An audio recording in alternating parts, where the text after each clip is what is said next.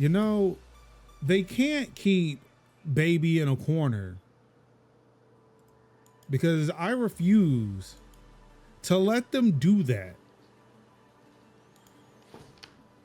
All it takes is one minor inconvenience. And I'm out that bitch, motherfucker. What's good, everybody? It's your boy, Mark Summers, Major Linux. Twitch.tv/Major Linux. And it's time once again for another episode of Tech Talk Thursdays.net. Oh, wait, no, that's not right. Or is it? It's time for Tech Talk Thursdays for October 9th, 2025. And I'm joined this week and every week by Kevy Kev. It's your boy Kev, newly free from co-op hell with me in the building. The bill came due and my debt has been paid. Finally, no more questions of, are we good tonight? Are we good tonight? Look, you're done. You don't have to look, enjoy your Friday. but I do owe you a Helldivers 2. Yeah. On that for about a year now. And it's like, hey Kev, I got this. Wait, Yeah. When'd you get? Dude, I got this like a year ago when I got a job. I was like, word? Let's go. I thought I told you then, but look, I don't know. Shit, it's been a thing. Yep. So we gotta do at least a couple of quick dives or something. And of course, we're joined by the Sunflower Sovereign themselves, who's paid up all their debts and has never had to be visited by major taxes. Not today, anyway. Sinziak is in the building. Hi, everybody. Good people of the interweb. I want to start off with a bit of good news today. Or news that happened about, what was it, about 36 hours ago, maybe? Where I announced that we are finally free from the shackles, the chains of Spotify. We feel some chains falling. Because, as I alluded to at the top of the show, Tech Talk Thursdays.net is now real. It is official. This show is being self-hosted on an open source podcasting platform, which is also federated. Yes. So you can follow us on the Fediverse.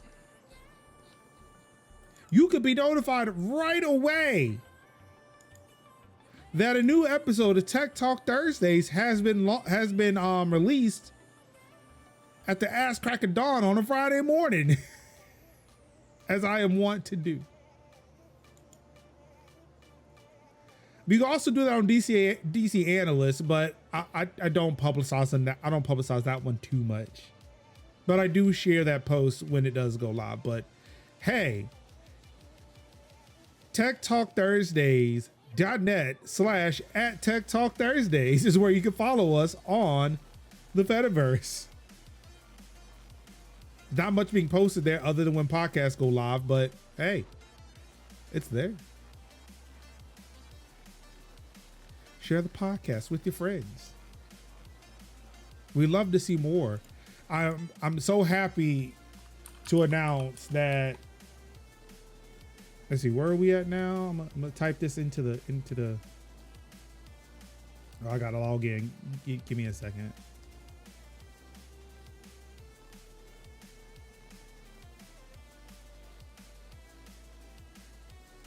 Oh, nope, that's not it. All podcasts. It's Tech Talk Thursdays.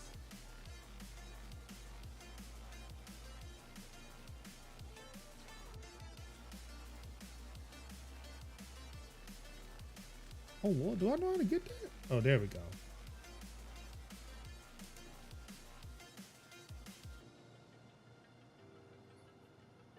We got 6 followers on that account so far. Really, really happy. Thank you. Thank you, guys. That being said, this is a wonderful time to just let y'all know, historically speaking, we've had the conversation about having to go and do your own shit about 2 years ago. There's a podcast episode about that. I wish I knew which number it was. I mean, I would say almost about every other one at this point, but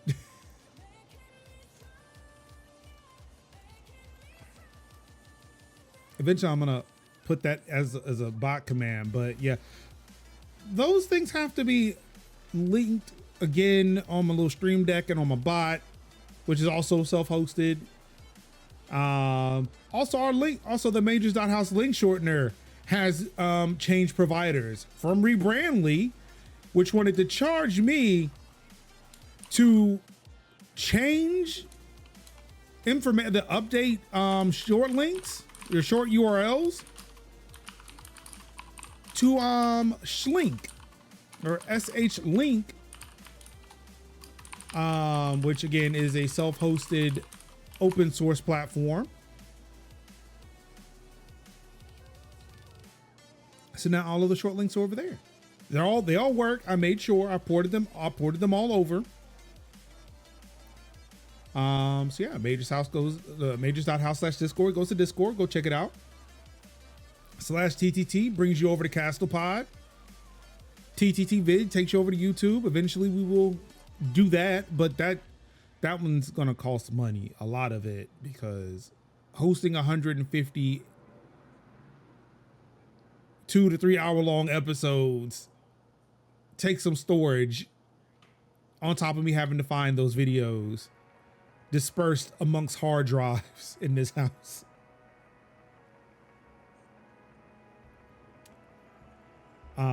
Unless I start at a random number. I mean, unless I just start like now and say, all right, starting 151, they'll be on PeerTube or something. But that's a conversation for another day. Yeah. Still recommend go to techtalkthursdays.net. It's got links to all the podcatchers of your choice. And I'll go and show it off real quick. Look, it's very bare bones right now. I know. We've only posted one new episode, which was the one Spotify removed.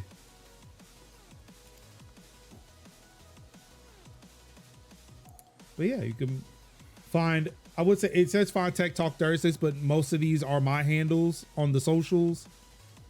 But you can listen to us on Amazon, Antenna Pod, Apple Podcasts, Castbox, the Podcast Index. Yes, it does feed to Spotify, but Spotify is not hosting anymore because fuck Spotify. And YouTube Music or whatever pod or wherever pods are caught. Because you can find us wherever you listen to podcasts. Because you can plug in an RSS. You can plug in an RSS feed. Look at that. That beautiful RSS footage.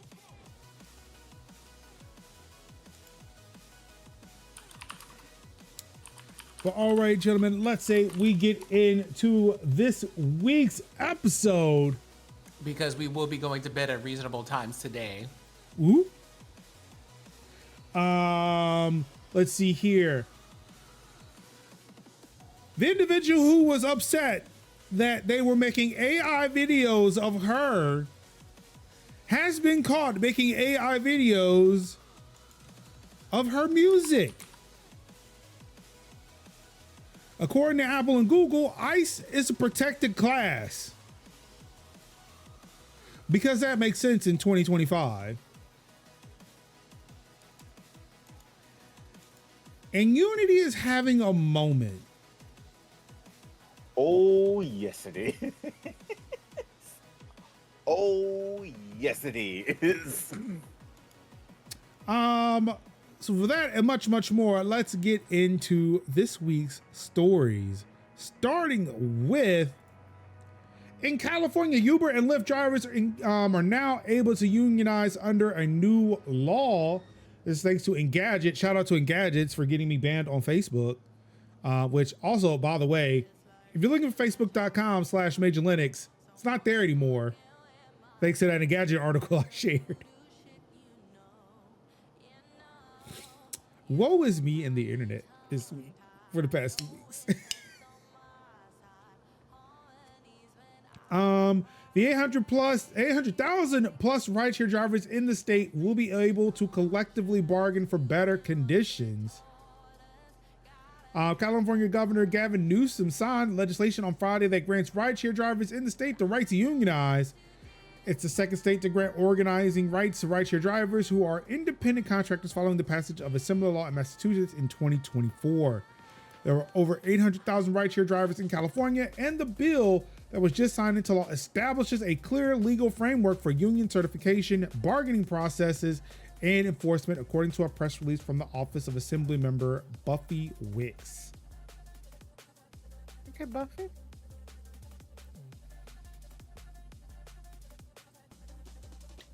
Excuse me.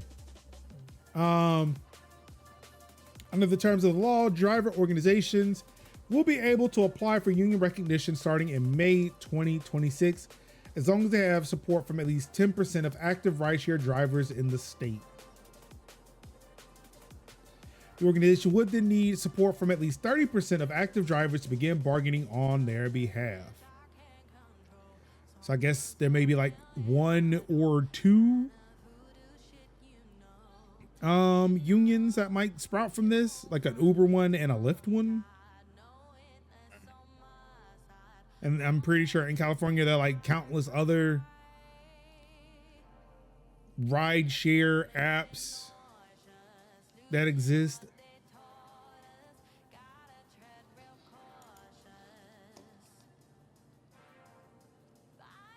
Right. So yeah, again, all here, all in favor of unionization efforts, union strong. You gotta love it. Again, I love it. The quicker we can organize against the ruling class, against those who own the means of production, the better off we'll be. Indeed.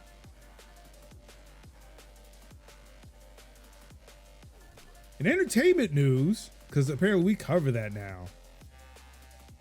Yeah.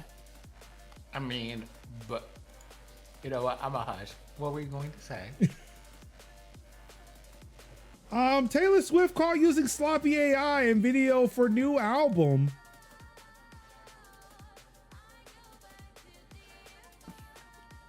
Oh no, I think they took down the video. Hot off the heels of her new album, pop superstar Taylor Swift has been accused, this is from Futurism, has been accused of using AI slop to promote the record. As part of a treasure hunt style promo, Swift challenged her fans to find 12, quote, orange doors spread across 12 cities and scan accompanying QR codes.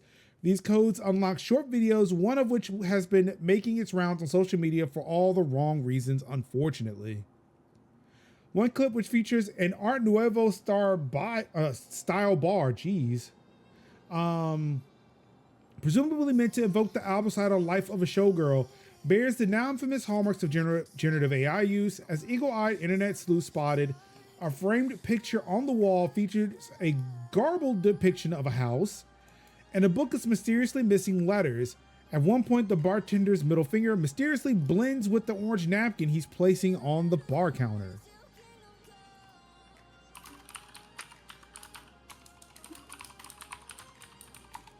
And this is coming from Reddit. I don't know about this. Like the I'm not sure about the, I guess like the feather disappearing here.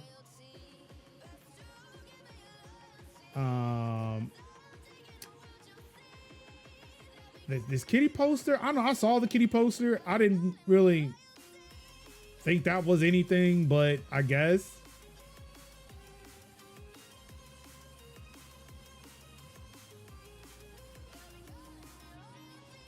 And granted, these are also low quality screenshots from that video. The carousel, this little horse carousel that was on the counter did look fake when I watched the video. Like, it did not look great at all.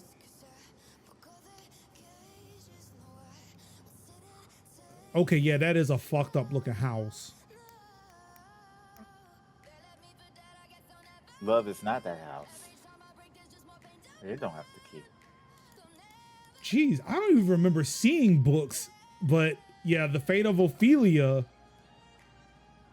is missing an eye.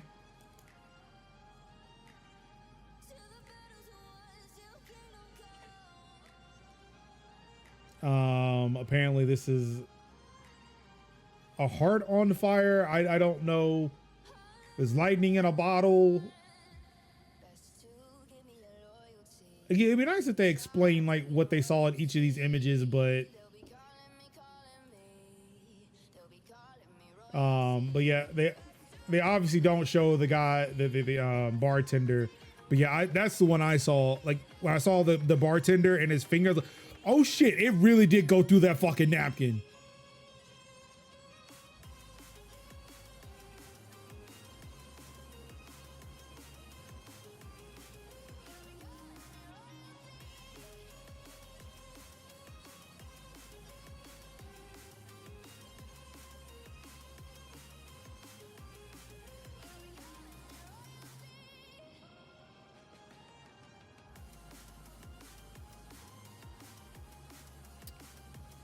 Apparently the amount of lamps that are located in the shot are placed in weird random places. Oh, that's odd. I would say that cell phone looks weird. Also, they are clearly two different types of cell phones.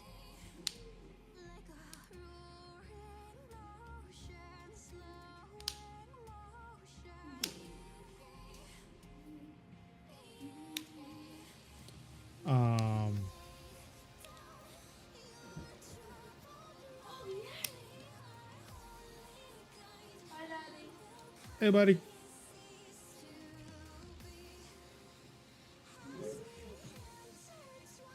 Oh, geez, this is definitely like not real.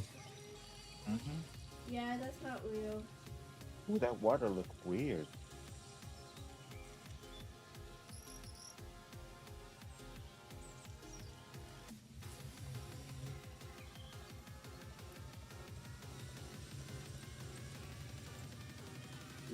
Like, they couldn't pay somebody to, like, I mean, if you wanted it to look surreal, oh my God, no, no.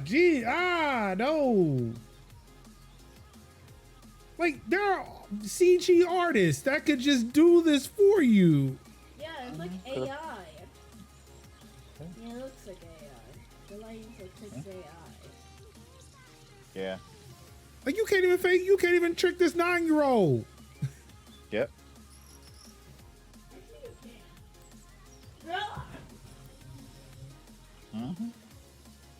That's wild. That is yeesh.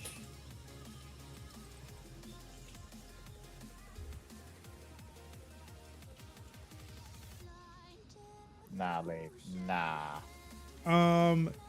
It is one of the quotes from I think this is from Reddit. For someone who has made a big deal about how artists aren't paid appropriately for like most of her career, this is tone deaf as fuck. Or AF, excuse me.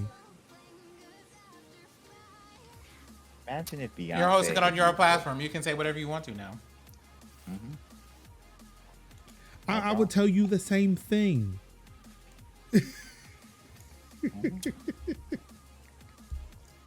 Imagine if Beyonce used AI. We would have never heard the end of it.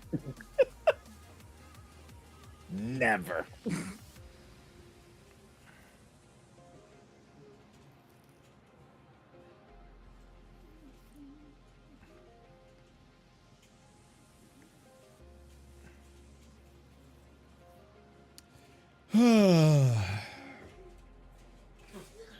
It's not great. Not great. Ugly as hell. She's far Do too better. rich to be this fucking cheap. That part. Too rich. Another quote from Reddit. Yep. The word on the cozy sweater curb is that album is not that good. Mm. The girlies are not liking this. because it's a combination of she is aging out of the persona that she has created, and that she has not did like the pivot that most artists of her age or artists would do as they grow. Yes, you can look at them. Are those Game Boy control? Are those Game Boy cards? No. The case for Switch games. Oh, okay. I got one of those. I have too many of them for the amount of physical games I own in this house. Trust. But yeah, that's the word on the yoga pant curb. that it is and they are blaming her fiance for her slip in quality, which Oh to be no. fair, yeah, which is funny. They also got beat by the Jacksonville Jaguars, which that was funny because I was like, wait, Jacksonville is 3-1. I'm sorry, 4-1 now. I'm not mad. I'm just surprised.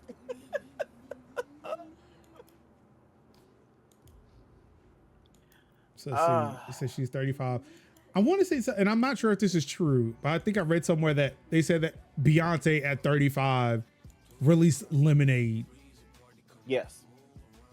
So that's what I'm saying. Like the pivot from the music that she made and thing, which Lemonade was literally us being in a lover's quarrel because you know how most people be like, they take it to Facebook, but Beyonce took it to the recording booth and like made a whole album, and then he made 4 for 4, which was like saying, my bad, girl. So yeah, that was where the pivot happened to more of her music. You know, as somebody that is, you know, should also not be a billionaire. We love her, but shouldn't be a billionaire because billionaires shouldn't exist. But we can also say between the two of them, Beyonce is by far the more talented and the more consistent in albums. Because Cowboy Carter was a move, and For some. Renaissance before then. For some. Yeah, for But some of us ain't in the Bajan. I mean, some of us ain't in the Bajancy, constantly looking over our shoulders. Yeah, and then it was like where it's like you make a Western album, but you're not necessarily Western. I mean, look, I get there were black cowboys, but this won't the top for that. Right, but the it's like you can't make an album in a genre that is made by black people, but you can't make an album out of your own genre that your people created, and you're from Houston, so you can't make it. And then being like, actually, yeah, you can. And she was like, actually, I will. And she did, but also, I don't know, maybe not the time for that. Yeah. Because as everybody started pivoting hard right, all of a sudden, is it, oh, that's the direction you went? Yeah. Yep. And yet, your boo is now conspiring with the NFL. You releasing country music. Yeah. It's like you were acting like Justin Timberlake and Miley Cyrus and damn, what's his name? Post Malone. Like you were doing all this black up until recently. What happened? Yep. Now, but the funny part is there's gonna be possibly another album, and that might lean more into the rock anthem. So we'll see how that goes. But again, Well, white women love Beyonce. yep. That's Okay. all that matters. And apparently Taylor Swift, but not that much. At least not that for much this album. anymore. Not anymore. Now that she ain't going through I have constant some thought- breakups. Yeah. It's like, Well, you're, I mean- you're happy and in an involved relationship. Oh, we can't have that. Well, I mean, actually, there's some spice around that too. But this Yeah. is a tech and gaming podcast. I'm gonna leave that alone. All I will say is, Look, we there have is our own some- platform now, Sid. See, I We get, we also have structure and a lane. I leaned into that beforehand, and then I'm like, you know what? And then I was like, you know what? Lean in, jump into the madness. There is a lane that we are in comfortably over here, parked right next to Sesame Street, and I'm going to stay over there Oh, and because I was everything certainly after in that that lane. is white people's business. And you want to know where I'm not these days?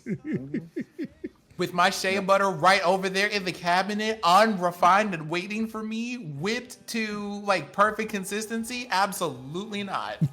You know, you were all right. All I'm going to say is I have absolutely nothing to say for a person whose idea of a statement to make while people were alive is, you know, if I could pick a period of time to go back to, I'd go back to 1830. Okay. That's why I like that look. That's why I like. I don't like after that. I don't got it. I got nothing for you. I sure don't. I'd be like, you know what? Until further notice, I prefer that little tiny blonde, but yay tall, same height as Quinta. I always like a good unapologetic white girl bop. Now, Someone that what stays we in their own lane and then be like, I'm not gonna experiment, but I'm just gonna sing one for the girlies. Look, haters going to hate. You just shake it off.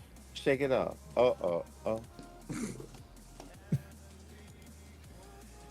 I mean, shake it like we're gonna shake it right on down the page to whatever the next bullet point is. We can absolutely do that. So, So next question: are you shaking it like a salt shaker?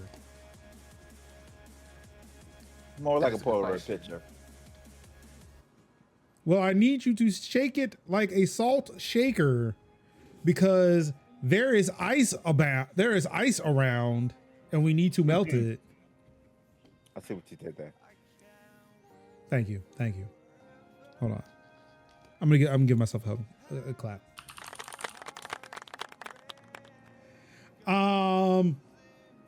So Apple pulls the Ice Block app from the App Store, which, given who you ask, is, you know, the worst thing ever, or I don't know, it was performative activism. On top of that, and this is from The Verge, but 404 Media also reports that Google has removed their version of the Ice Block app. Red Dot, which, well, that's a name for an ICE surveillance app. But the one coming from 404 really kind of spoke to me as, you know, we get further on into the week here. Google is calling ICE agents a vulnerable group of people, akin to marginalized groups like black people, gay people, queer people,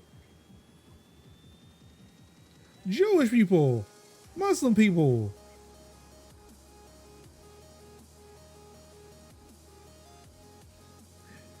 These are classes of people that, you know, I don't know, would be considered a hate crime if you harass in some form or fashion. But according to Google and Apple, we'll throw ICE agents into the mix. You know, the mostly cis white male jackbooted thugs. Literally jackbooted, folks.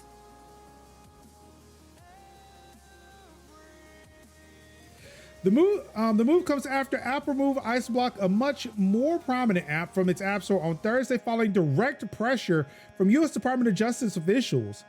Google told 404 Media it removed apps because they shared the location of what it describes as a vulnerable group that recently faced a violent act connected to these sort of ICE spotting apps, a veiled reference to ICE officials.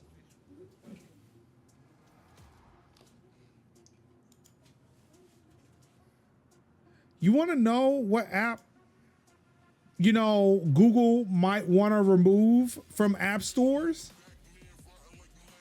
if this is a problem?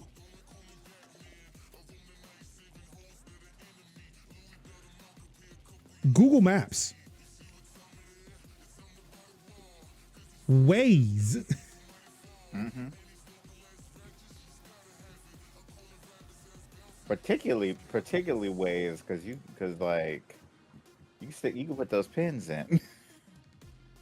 Both, I mean, like Google Maps imports Waze data, so it's like it will pinpoint where the cop is.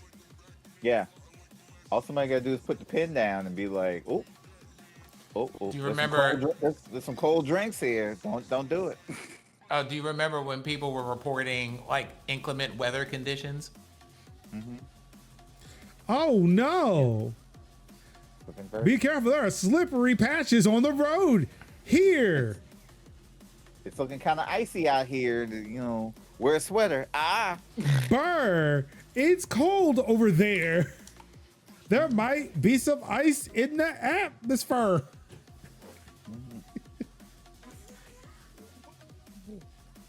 I say, Burr, it's cold in here. There might be some ice in the atmosphere. Burr, it's cold in here. There be some ice in the atmosphere. Ooh. It's getting cold in here. There must be some ice in the atmosphere. Excuse me real quick. Yes, sir. Son. The story I'm making right now, they're a little more exciting. All right. I don't know what I said or what story you're talking about, but glad I could help in. The last sentence you said about it, slippery patches on the road and there's ice in the ice. That's right. We need to carry salt so we can melt the ice. Yeah, that made it more a little exciting. Oh, okay. Yeah.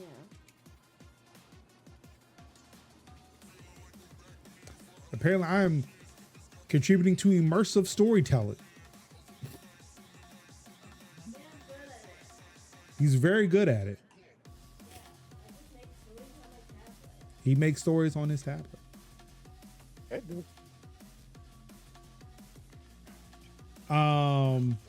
But yeah, so again, government officials who volunteer to take a job to terrorize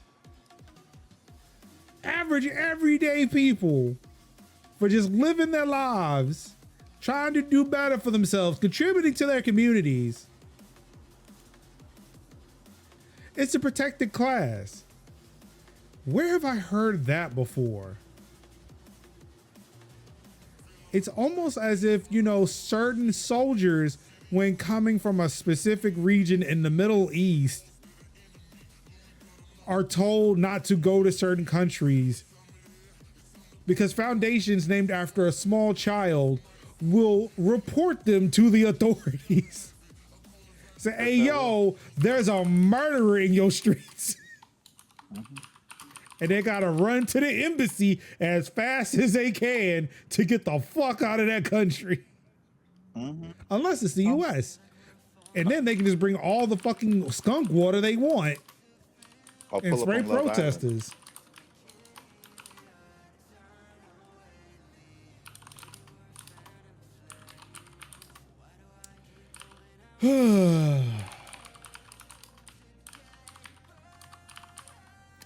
In relation to the IceBlock app being removed, though, an ex-Apple marketing exec has written an open letter to Tim Cook, who is Tim Cooked, saying, "Hey, this ain't cool, man. What we doing? We just can't be removing apps like this." Mhm.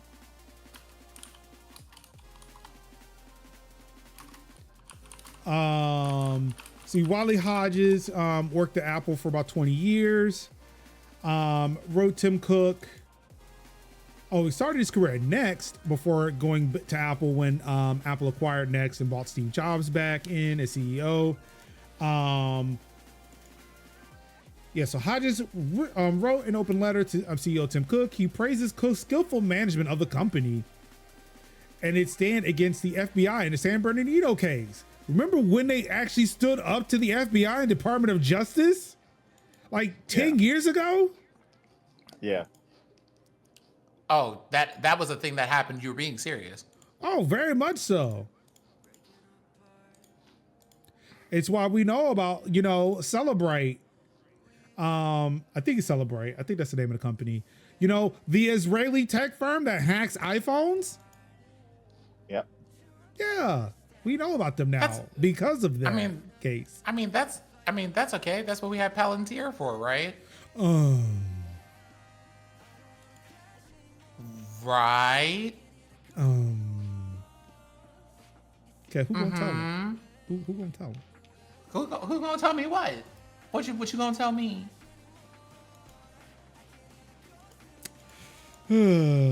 Sin. Might want to sit down for this one. I may be surprised to know.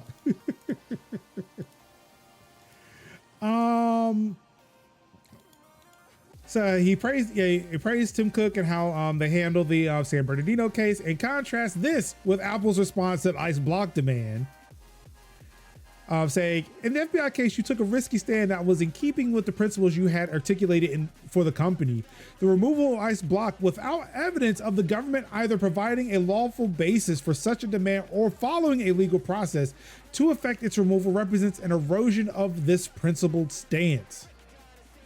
I used to believe that Apple were unequivocally the good guys. It's capitalism. No, they're not. But you participate in the system, whatever. I passionately advocated for people to understand Apple as being on the side of its users above all else. I now feel like I must question that. He then ends with an impassioned plea to Cook to demonstrate that Apple is better than this. Quote, I hope that as a man of integrity and principle, and not somebody in editorial here, and not somebody giving, the president a 24 karat gold base with a circular pane of glass on it.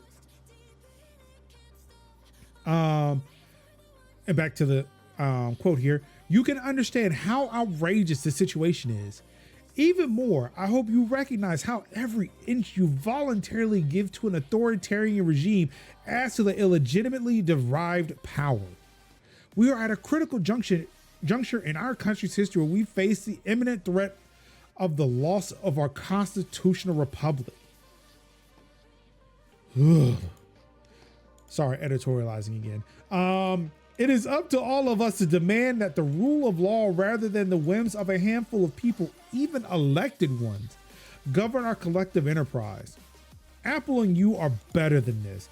You represent the best of what America can be, and I pray that you will find it in your heart to continue to demonstrate that you are true to the values you have so long and so admirably espoused. Yes or no, dog?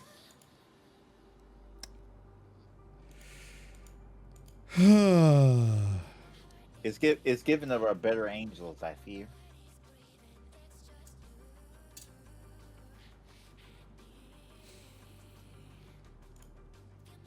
Yeah, I don't know if that's gonna work out for him. Nah. That ain't. But I mean, he is kind of right though. You would figure that Apple would have not done this, given the stances they have taken in the past. But that was in the past. This is now. They see back then they didn't have to capitulate to fascism because fascism wasn't necessarily knocking on the door. Now they're like, ooh, we want to be the oligarch. Let's go.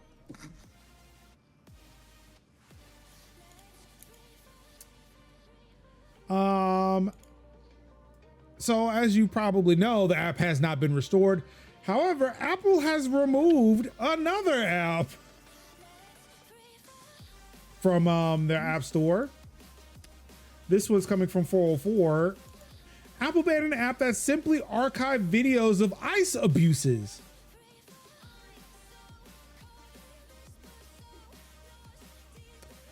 Apple removed an app for preserving TikTok's Instagram Reels news reports and videos documenting abuses by ICE.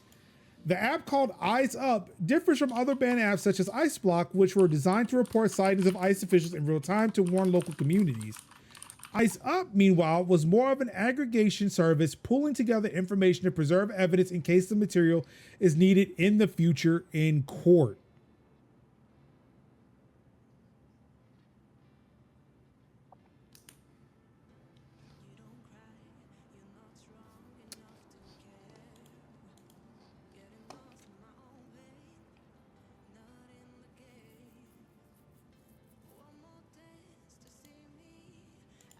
Wild.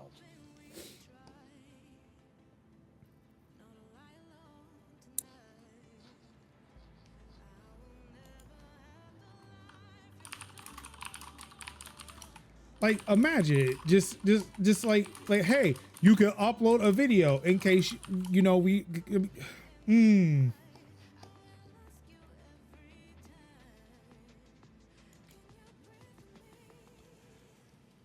The fuck are we doing, man? Who is we? You right. You right. I didn't know that we were picking up. You right. I didn't know that we were picking up foreign languages. You right. Speaking French. I mean, look, Expedition 33 has touched me in ways. Zut alors, qu'est-ce que c'est? What do you mean? Talk about it's the whole like everybody keeps hitting up with the whole like, guys, we're not angry enough.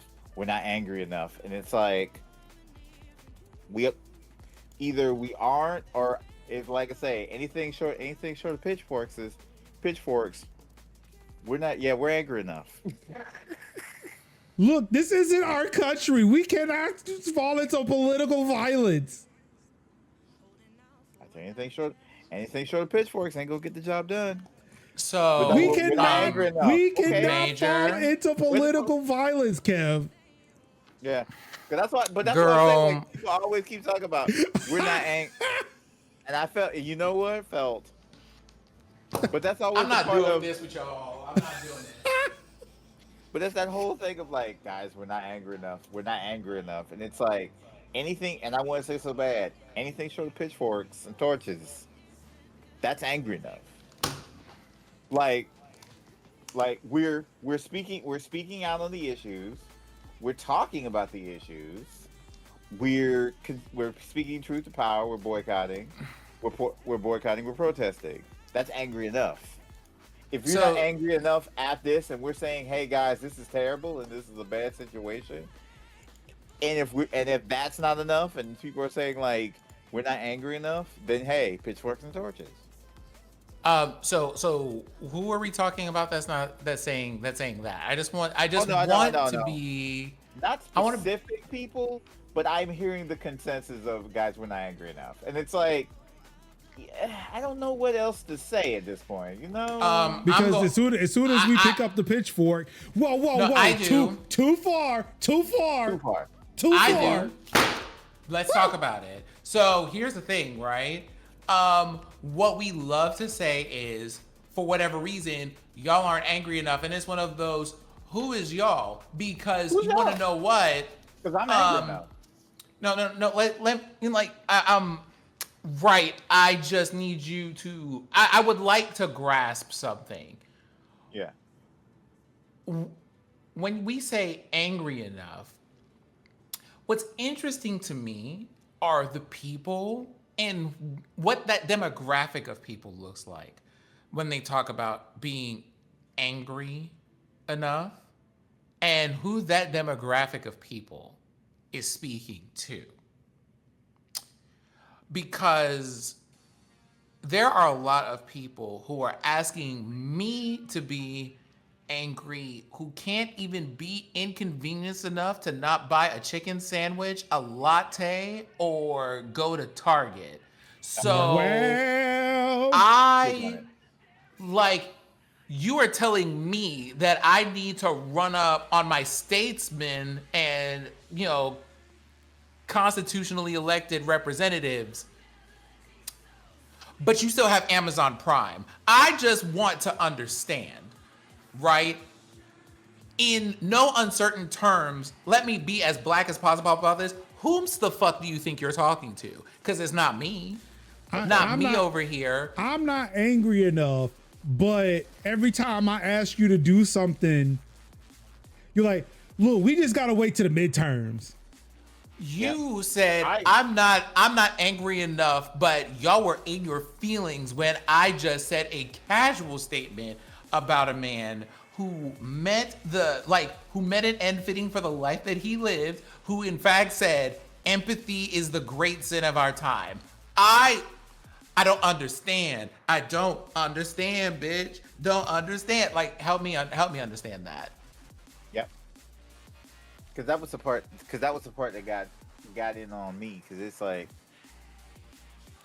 it's also like, why are you volunteering me in my life to put my body at risk?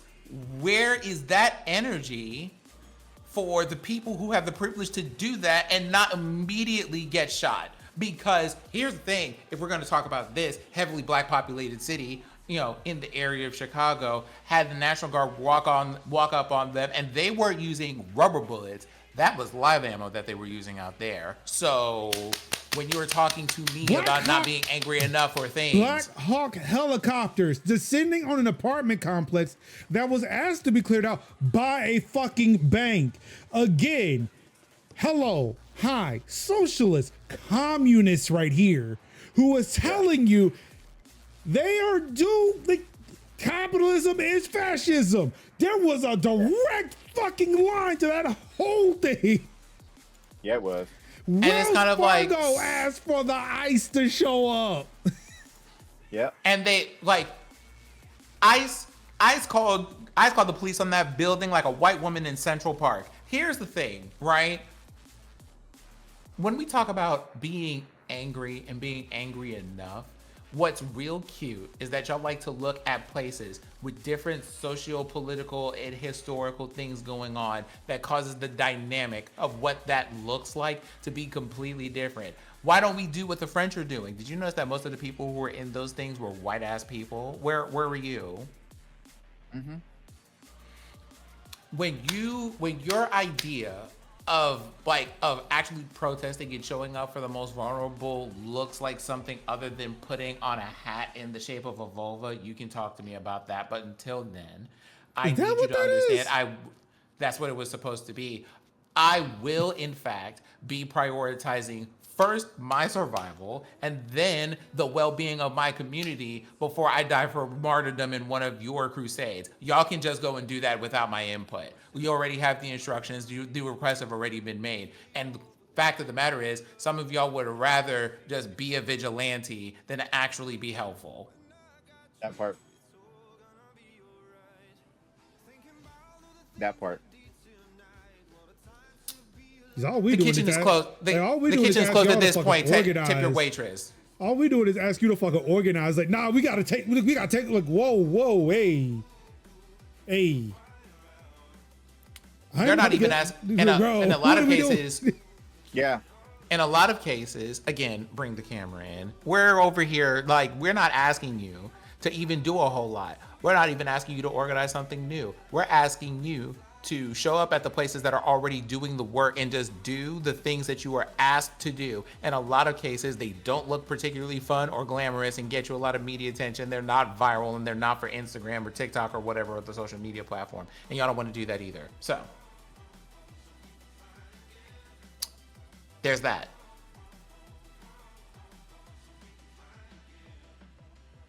I just add, and like, this is fresh on my mind because I just had this conversation on a similar but on a related but different topic literally yesterday with a person who lives in France, and it is kind of like,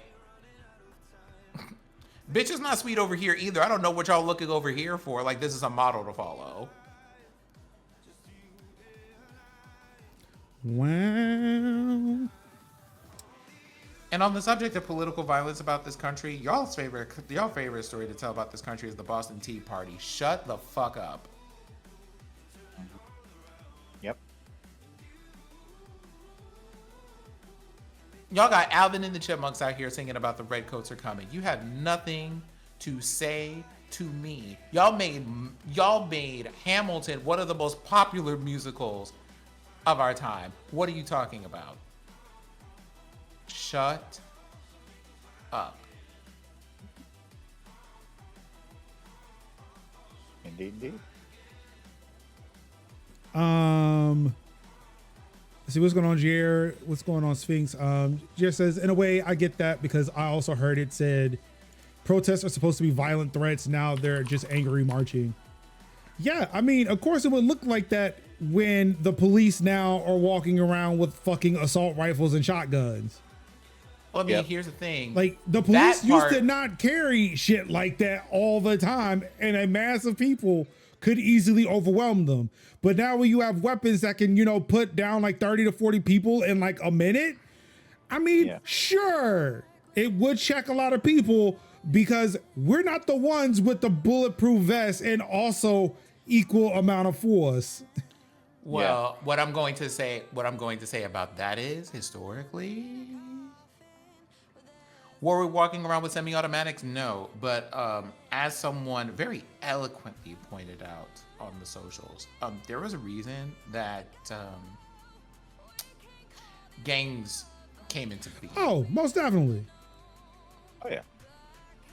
Right? There was a reason why FBI was just kind of like, oh, we gotta get in that group and fix this, because absolutely not. There was a reason for that. Again, why do you think they keep calling for RICO when going against Antifa? Whoever the fuck Antifa is. At this point, a mermaid off the island of Greece. Oh. For all I know. Like, and if all of that sounds made up, it's because it is. So, yeah. And the thing about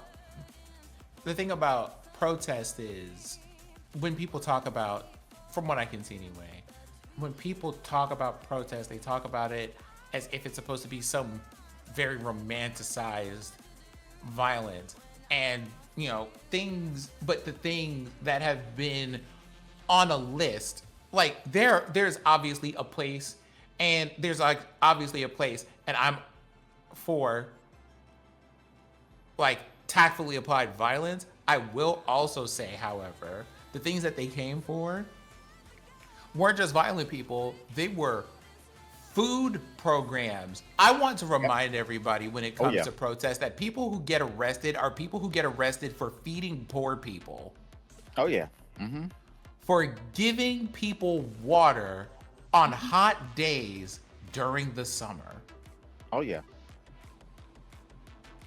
As somebody who has done that. And like when people, because like for some people, protest looks like the government or the people that I've elected into positions of authority to help with things won't do that. So I'm going to take that into my own hands. And yeah, they said I'm not technically, by whatever rules they made up, allowed to do that, but fuck them, I'm gonna go do it anyway. Yep. Because y'all are about to throw out 10 pounds of food. And for what? When we could feed people. So I'm not going to do that. And they will arrest those people every single time. Yep. People who are just being like, hey, I'm gonna feed you. Yeah, we can't have that. So you get a lot of things where when people think about protest, they think about this very narrow lane of very specific things that are a little bit more outward and confrontational. and don't understand there is this massive swath of things that, to borrow terms that Major would be using when talking about this stuff, that just the state does not condone because it doesn't drive people toward the kind of mental, physical, and other condition or other material conditions that they want them to be in. And they cannot have you out here doing that. And the thing is, I feel like a lot of people think is like protests are like this very blurry image. I think it's like probably a very low res version or very low res image of like, oh, there's violence in the street. They're fighting against the police. Yeah, you're seeing what happened after the fact when the state visited violence upon the protesters. But if you can barely see what's happening on the left side of my screen here, most of these marches are calm, cool. These people are out here in unicorn and are out here in frog costumes. Yep. A man was maced in a frog costume, and they sprayed his van. Oh, I'm showing pictures of the 1960s. I don't know what y'all talking about. I was talking about I'm talking about the civil rights movement. Like, they out here in their Sunday fucking best. Like, MLK came from church. Like, I think that's the point, right? You're just kind of like, y'all, we're talking about like pictures from the 1960s and people in their Sunday best, and we're talking about Portland like earlier this week. Yeah, so. But again, when you're talking about protests, nobody goes out there expecting a violent confrontation.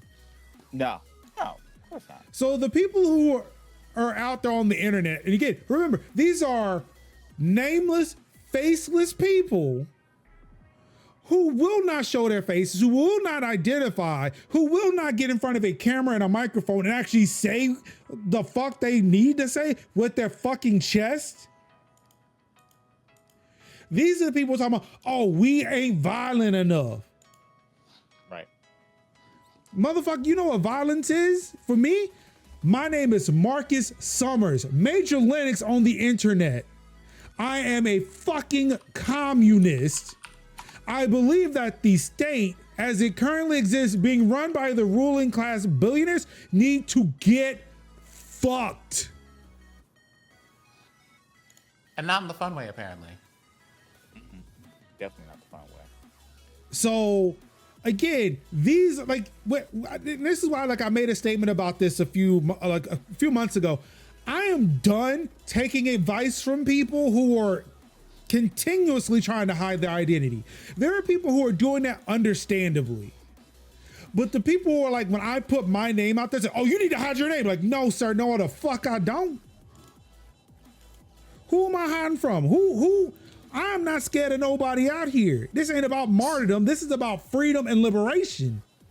So I think, on the softer side of what Major just said, because where Major comes from, which is fair, where Major comes from is a place of passion, right? I think I come from a place of just like, it's just knowing things, and that there are just certain just grave parts that are dread necessities is what I'll call them. They're dread necessities that we're just going to have to contend with. Major has had this conversation, and here's the thing. The answer for the most part was silence, where we were just like, what are the real consequences if we step out on these streets? Being 10 tones down for the things that we believe in, and not even trying to do them in an extreme way, just trying to live our lives with some kind of integrity, and it kills us. What are we going to do? And like, that was a thing that we have to consider, right? And Major was kind of like, I wish there were a way to talk about that in a way that were even comforting, but all I can say is that's just gonna have to be the thing that it is. And like, right, that whole thing. There is Major being like, listen, we're either gonna do it or we don't. For me, it's also it's that, but with the undertone of, I wish there were options that were left that were more peaceable. But we don't get those because we didn't create these conditions. And you trying to hide or be in the bushes or be out of the way or hope that you don't say something that makes someone uncomfortable or whatever is not going to save you. It won't. You being respectable for these people, you being not loud, not quote unquote ghetto or any of the other things will not save you from these people. They are going to do the violence anyway. Again, referencing a certain person that has made media headlines for being the target of extreme political violence when they found out that the person who did the deed was in fact a very far more conservative than them, white ass person from the state of Utah, because of course, like everybody told you, the people who caught those consequences were HBCUs. There were lynchings within days. They're going to do it anyway. So you might, if you are going to have to live in these conditions, you might as well be 100% about it. There is no safety out here. You don't even have to be on the internet. They don't care. If you hand somebody a lemonade on a lemonade stand, they're going to arrest you. That is where we live. That is the reality we're in. Like, didn't Georgia pass a law that said you can't hand out water in an election line? Yeah, they can't. You can't have water. Like that was, and like here's the thing. That's the thing that they tried to do last year. And what people did again in protest was they showed up and went, and here's a water. Do you want Dasani or Deer Park? Yes, Deer Park. That's ain't nobody drinking Dasani. I mean, Dasani out here. Come on now. Aquafina for the meme. You know what I mean? But it's like one of those for the meme. Yeah, for the look. I keep having to explain to people disrespectability stuff is not going to save you. So being like, well, we're going to, what are you telling me to be safe from what? From who? We literally have an article that they're trying to like tap into everything that you do for 24-hour surveillance. What are you talking about over here? Man, there it is. It's like if you're trying to spy on me, my FBI agent is bored. Like, right, super bored. Like, right. Because you're not getting nothing from me. You're not getting nothing from me, but like indie game recommendations, and like big girl pinups. Like that's about it. Like that's about it. My agent's name is Harold. Yeah. You know what I mean? Hey Harold, nice to see you. Right? Like it's not. Which is to say, I'm not advocating going out here and being like wild, reckless, and unruly. I wouldn't recommend that to Major. Major has a whole kid. You know what I mean? Yeah. But whole family. Right. There's it's not I'm not saying like go out and be reckless, but I am going to say whatever, there isn't a way that you're going to be able to move or behave in a way that's not going to have these people come for your life when they are determined to do you violence and misunderstand you and don't listen to facts and won't see reason. That does not exist. Remove it from your mind. It's not real. Fear is not the thing that keeps me pressed, because mostly what I'm about is I am, by living extension of me, I am resistance. By me looking you in the face, passing by you, looking unbothered and unafraid, that is my resistance to you. Excuse me, I need to get that Parmesan. Pardon me, I'm going to get this yogurt. And the fact that I can go into a store, buy my groceries, and walk out unafraid, unabashed, unbothered, and say, up yours and I'm out, is enough to be able to say, like, to keep that going. That me and Munchkin can be in the grocery store and who gonna check me? And who gonna check her? No, nobody. And the one thing that I've always said, and I will not always be, is I presume I may be not on here, but I refuse to be a victim. Like, that's what I'm saying. I refuse to be an unwilling victim. And so that's always that's how I lived my life. If somebody wants to take it, they're gonna take it with one eye less. That's what I says. They're gonna take it with one finger less, one toe less, a broken wrist, scratched out eyes, whatever. That is how that like I say, my life might be gone, but so is their eyeball. So is their pinky finger. Look, like I said, like, hope you don't miss. Hope you don't miss. Hope you don't miss. Because if you miss, that's yes, Mr. Postman. So I'm like, so. But yeah, that's what I'm saying. That's what I'm like. I can't like. So I'm saying, I understand because we went off a bit of a tangent, but I understand. But the key thing is a lot of us are angry. A lot of us are doing something about it. A lot of us are resharing, are being informed when it hurts, showing the people, informing people that need to be informed. I keep my mama informed, but I know my mama only has so much because she grew up in Jim Crow, Georgia. So it's a triggering effect for her. So I just have to say, like, keep it light, but keep it consistent. Mama, we not in a good place, but we are going to be. But we are okay, and we will continue to be okay because we believe, and we are ready to achieve. And that's all I can. And that's all I really can do. And then I watch restoration videos. Restoration videos, carpet cleaning. Oh, love a good carpet cleaning. Lawn care. That's what my Roomba is for.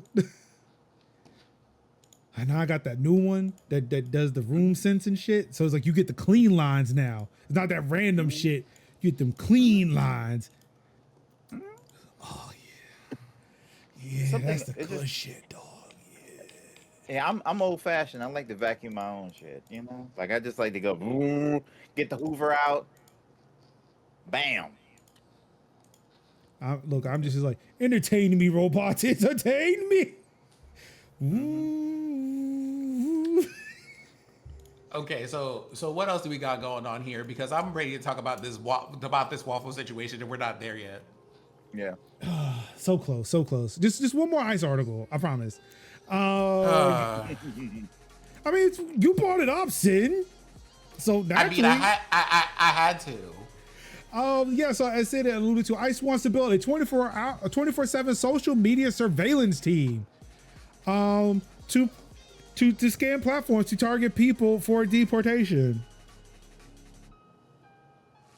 Who believes that? Hands up for those who believe that. You believe that? That they want to target people for deportation? Yes. That's what it's being made for. To deport people. That's it. Nothing more, nothing less. That means you have nothing to worry about as a U.S. citizen. Oh, no, I want to say it like this.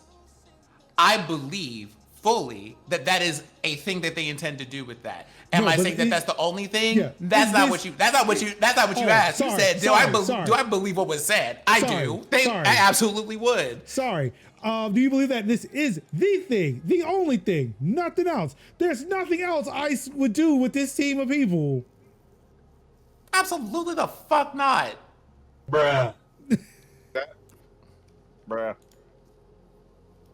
No, we know better than that, but I am saying they had a whole man who was trying to take a trip to, I think it was over to Europe or something like that, and it's a person who,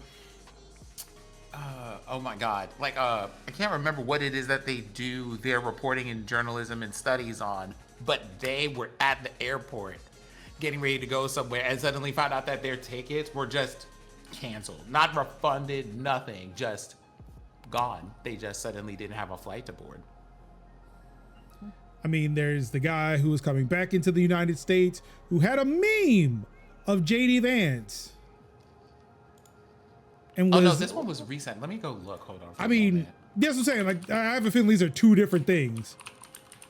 But just like on the same vein of they were just going through your phone. Customs was just going through your phone. This is why we tell people, hey, when you're entering into the country, man, when you are just going through security, turn your phone off. Don't turn it back on until you're done with security. Until you're at your gate, or until you are in your vehicle leaving the airport. Turn your phone off when you are about to deplane. Call who you need to call, let them know that you landed, and then turn your phone the fuck off.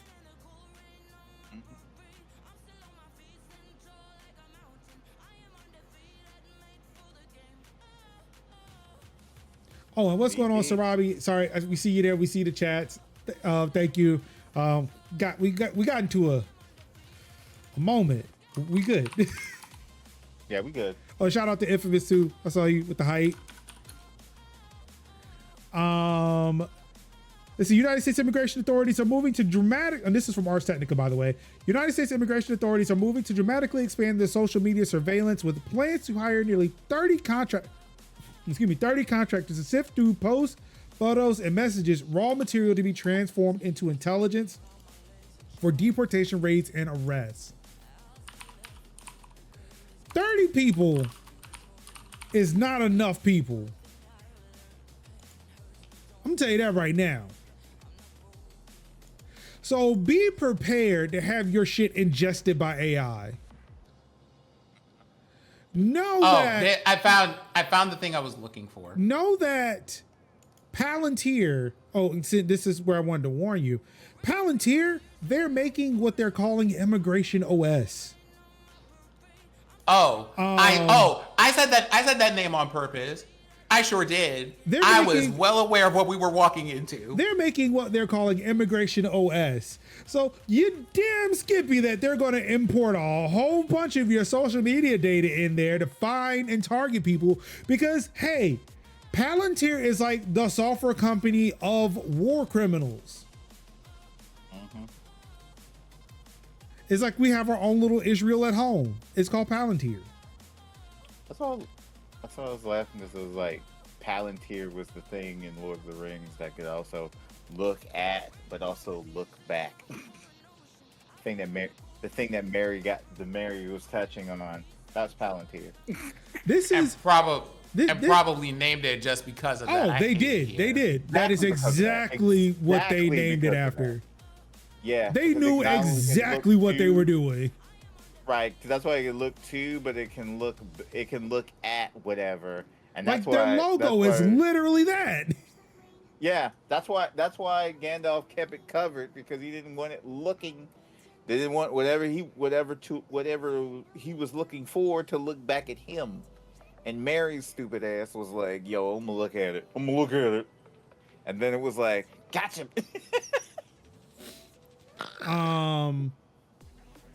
Damn, what the fuck? But I found out, and by the way, it was a person, and this is why I was kind of like, hey, about that feeling, real quick. There is a person who is a history teacher, and specifically teaches courses about recognizing and combating fascism, who was on a plane to Spain. Their name is Mark Bray. Oh yeah, the dude who wrote the Antifa book. I was just watching a video about that. That motherfucker gone. Oh, he's they finally got him on the plane and he was on his way to Spain, but he slid up to that airport and the ticket that he bought was suddenly mysteriously not there. So do I think that they would make a whole app to talk? I absolutely believe that they would do that. They would. I mean, if I'm being real about it, I think they probably had that thing sitting in development for a while and just waiting for somebody to say, to give them the thumbs up at a convenient time. Again, Palantir. Yep. It's what they do. Now, do I think it's the only thing that they're going to do? No. Do I even think that's where it's going to stop? Absolutely not. Oh God, no. No, Palantir's been in this shit for a long time. They fucking brag about the shit they doing. That Alex Karp motherfucker, I swear. Again, the wrong people got that whole message of, look, let them bully you now because you're gonna be their bosses in the future message. And really took that to heart in the worst way possible. in the worst way possible. And I mean, imagine, something. Let me act like these platforms have a terms of service. Yeah, they do. I found out the hard way. Because apparently I keep running afoul of them. Yep. Yeah, you do. Bruh. I got buttons too, damn it.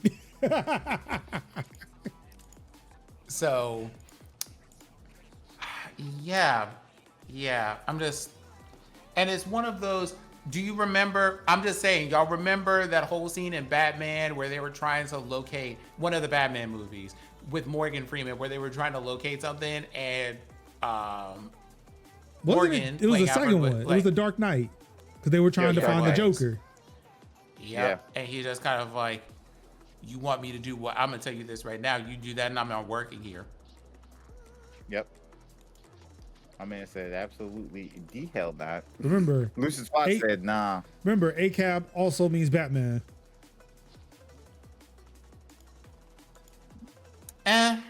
No, it's... No. No, like I'm not even saying that to argue. That is I know that you're about to go there, and I like the on my list of priorities for things for me to pay energy to today. That's not on it. Oh no, I'm so not sorry. saying no. Oh wait, I didn't say boycott watching Batman. That is not what I said. I wasn't even going in that direction. I'm just saying. No, I'm just saying this. No, Batman there's no such thing as ethical billionaires. Also, just ACAB. But also ACAB. But he's not a cop, so. He works with them. His best friend is the commissioner. Yeah. Who calls him? There. He said, look, you can do the things that I can't do. Like I say, if you have not familiar with Batman's Year One, you would not feel that way. Again, he was in Detective Comics issue #1. Brother was on site. It was like Year One. The police had him on site. They were like, nah, fam. Yes, the police officers themselves may not like Batman because he makes them look bad. He does. But I mean, again, I'm pretty sure the police didn't like RoboCop either, but it's ACAB or RoboCop too. What are we saying? In that case, Punisher. See, now you got me. You got me. By that logic. I haven't seen enough Punisher. But see, I have not seen enough Punisher to argue the point. No. I've seen enough Punisher. That's why. And see, that's why I'm not debating you. That's why I'm not. I was finna pull the graphic novel out, bro. That's why I'm not debating you on that. I don't have the depth to argue that point. I know better than most of the internet. When I'm out of my depth, I'm not gonna argue a bad point. I will give you that. I just like, look, I look at it from a point of he don't like cops. And that's my approach to it. But no, if he was also doing ACAB shit, look, he ACAB too. I can't argue that because I don't know enough about him. Because that's his whole thing. His whole thing is he becomes a vigilante because he used to be a cop and they betrayed him. Okay, right. All right, bet. See. So that's what I'm saying. There's that one point where like Frank they're like, hey guys, we like you, man. I know some people want to kill you, but we like you, man. We had to kill some people, like, we're cool. And Frank, see, we got one of the little insignias on our car, and Frank just sees that insignia, snatches it off of a police, off the cruiser, tears it up in front of them. And my man says, I don't want you worshiping me because I am not worshiping you because I don't like you. And if you ever got in my way, you would be murked. Period, exclamation point. Stay out of my way, stay out of my business. And I am not your guy, I am not your homie, I am not your man's. Get wrecked. Love, Frank. So I will give him ACAB with an asterisk. Very loose asterisk. Just it's a the loose way that Major said, I'm not going to give you a thumbs up, but I will give you store credit. Look, I mean, because the story he literally just goes, I don't know, that don't sound ACAB to me, but I see with my Batman statement how we could get there. So look, yeah, you're right. I'll give him store credit. I can't refund your purchase, but I'll give you store credit. That's really an asterisk on Batman because it's really like this, but really it's more. There's no such thing as ethical billionaires. Like, yeah, that absolutely. Like, yeah, but to say a Batman when I've seen Year One and they were on site with this man. They were like, I'm just saying, Batman's just friends with the commissioner. Yeah. That's all I'm saying. The commissioner calls him. Now, now, they were like, hang on a minute, we kind of need help. The store credit with a time limit. Yeah, it is. Yeah, it is. Yeah, that store credit gonna expire, so you better use it. That's Cole's cash, bro. That's Cole's cash. I can't stand y'all. Look, Sid, would you rather have this or an actual beef between Kevin and I? I don't know. We've seen beef between you and Kevin, and we've seen not beef between you and Kevin. One of those, I will say, one of those things at least will give me time to get up and go make a sandwich or something. There are times that me and Major have mostly beef, but most times when we've had beef, it has been me being like, I don't take no shit off nobody, and it's like, hold on now, I don't agree with that shit. Look. But we agree on a lot of things. We agree on a lot of things, but not all things, and that's where I'm like, I don't agree. It's like in this one is like, look, I don't know enough about comics. Look, so hey, I will defer. I will defer on this one. I will give you store credit. I will give you Cole's cash. That's why I'm like, I will give you Cole's cash on this one, but yeah, Year One, it was up. But like, yeah. Who's hungry? I can eat. Pancakes or waffles? If I really hate the fact that you did that. I really do. If I'm making it, pancakes. If you I'm buying hate waffles. Who are you asking? Who said that? Who said that? Oh, I see what you did there. Yeah. Jay Gruber or Graber said that. Apparently, that's how Blue Sky users are treating their mod team. Waffles, eat Blue Sky. You know what I love is that it's like everybody can come into a space and say, like, just because you created this thing doesn't mean I give a shit what you think. It's the Uno principle, you know?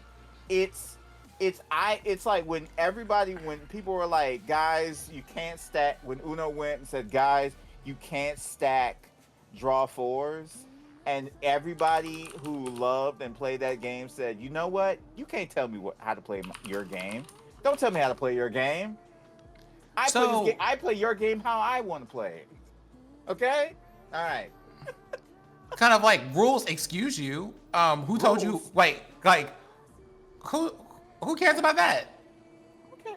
I don't care if you made the platform. You don't have the right to be a jerk about it. Okay, and I feel like that is the major thing about this. Girl J needs to get it together. Oh my God. When I tell you that I could not migrate to Blackside fast enough. Yeah. I was on Blackside. And I'm just sitting, and like, even then, I'm still like, we're still having to deal with Blue Sky's nonsense infrastructure and other like subtleties beneath the surface behind that too, but whatever. Yeah.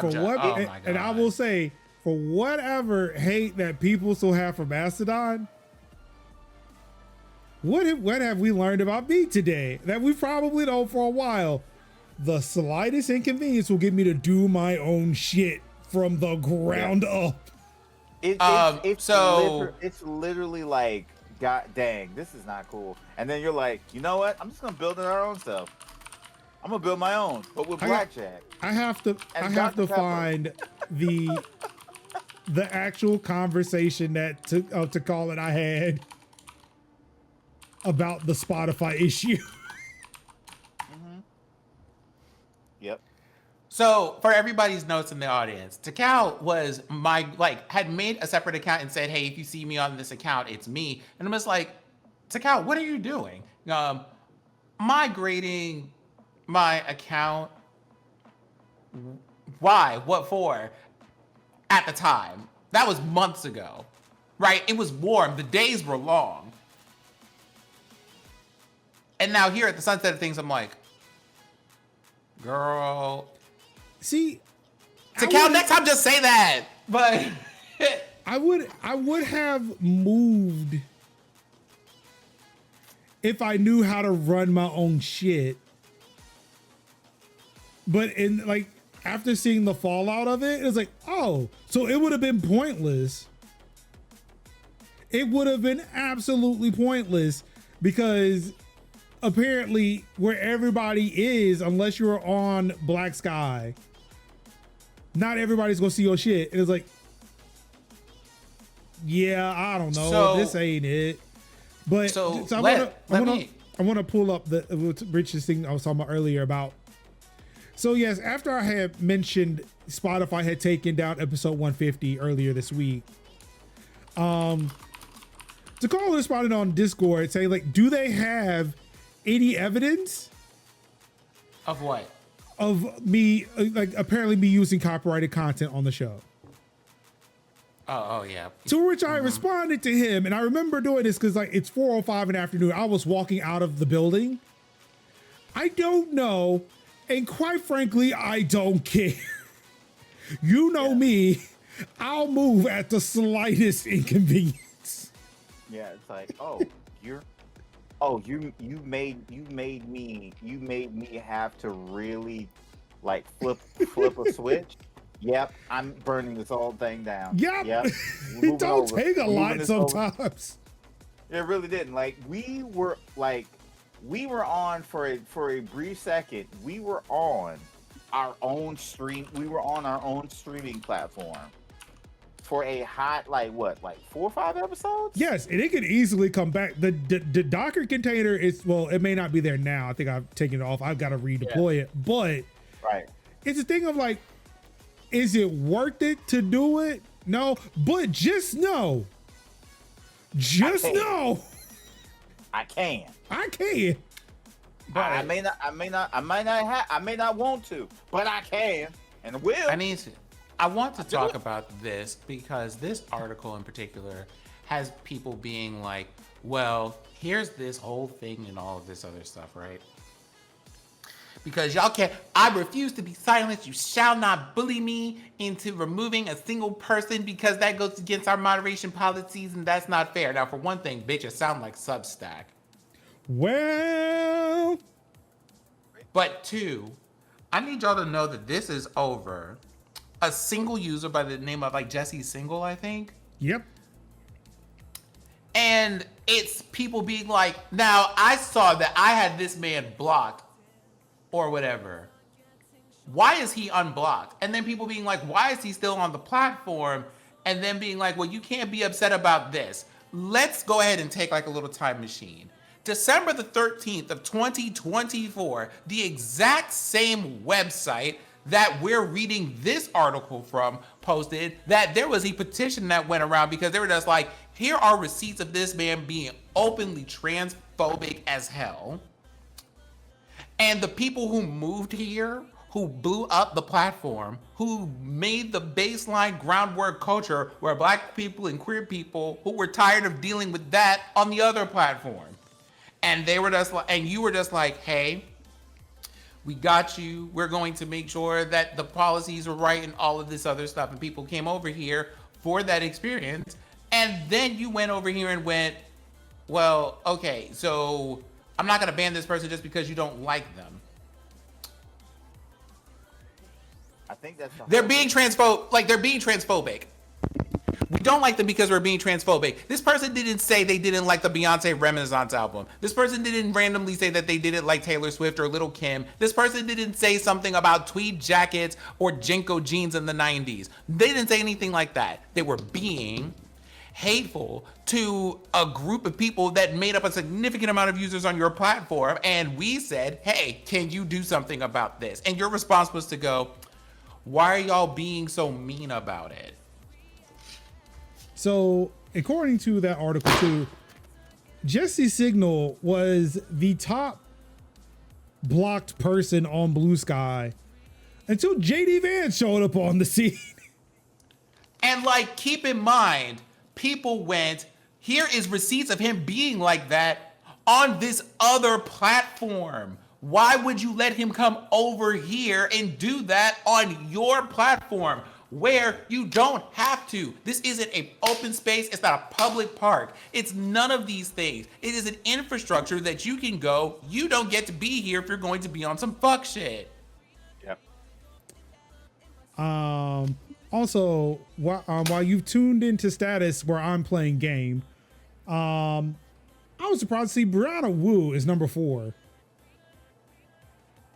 on the list. I'm not.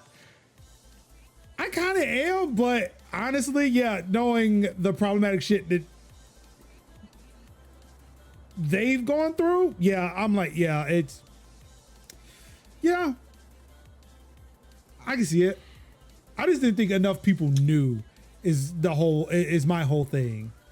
Oh no, people were talking about her for Sphinx says who? See? No, people were talking about her for a hot minute, and when I anybody who know. was just like involved in those spaces where she normally speaks was just like, nah. And I'm telling my friends, absolutely not. Oh, I know, because I'm like, because when she came back into my periphery again, like it had been 10 years. It had literally been 10 years, and I'm like, I thought she was one of the good ones, but no.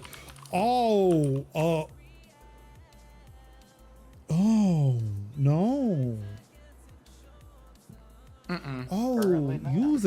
You straight up Zionist. Oh, Yikes, I believe is the word you're looking for here. yeah. And so, Block. like, you are going to bat. You are going to bat for a person that across your user base was so strongly disliked that there was a change.org petition to get this person removed that made like a whole headline behind the shit. And this is the person that you decide to cave for? Oh shit. Damn. How do I? And also, I know that you were attempting to imply that someone said that you just because you said you like pancakes, you don't like waffles or whatever. But regards, like to whom this J concern.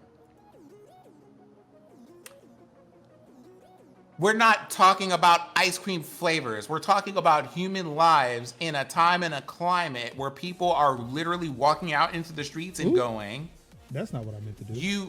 you look like a certain skin tone, or you present yourself a certain way, and that gives us a right to literally take your life. That is not the time for you to equivocate about moderation policies. And it feels like a slap in the face to the marginalized people who were the reason that this thing popped off the way that it did in the first place. But then again, am I surprised considering that's what always happens when marginalized people get involved in a platform? Because we bring all the culture, the flavor, the seasoning, and everything else? No. But am I pissed about it? I am. Because whom's the fuck are you? Quick question. Can y'all see Tycho's last message? Not LOL, but the one before it? It says that doesn't surprise me. The fuck? I don't know how to. Oh, it says expired and not posted to chat. Okay. So I guess I'll read it though, because it's there is a word that is used in there that kind of goes to what I was saying about I haven't heard about Beyond Wu for 10 years. Yeah, I blocked the word Gamergate. So Tycho said, I haven't thought about them since Gamergate or when Gamergate was relevant. Yeah, sorry about that. I forgot that was there. And you would think it would like maybe let me approve the thing, but no, it does not.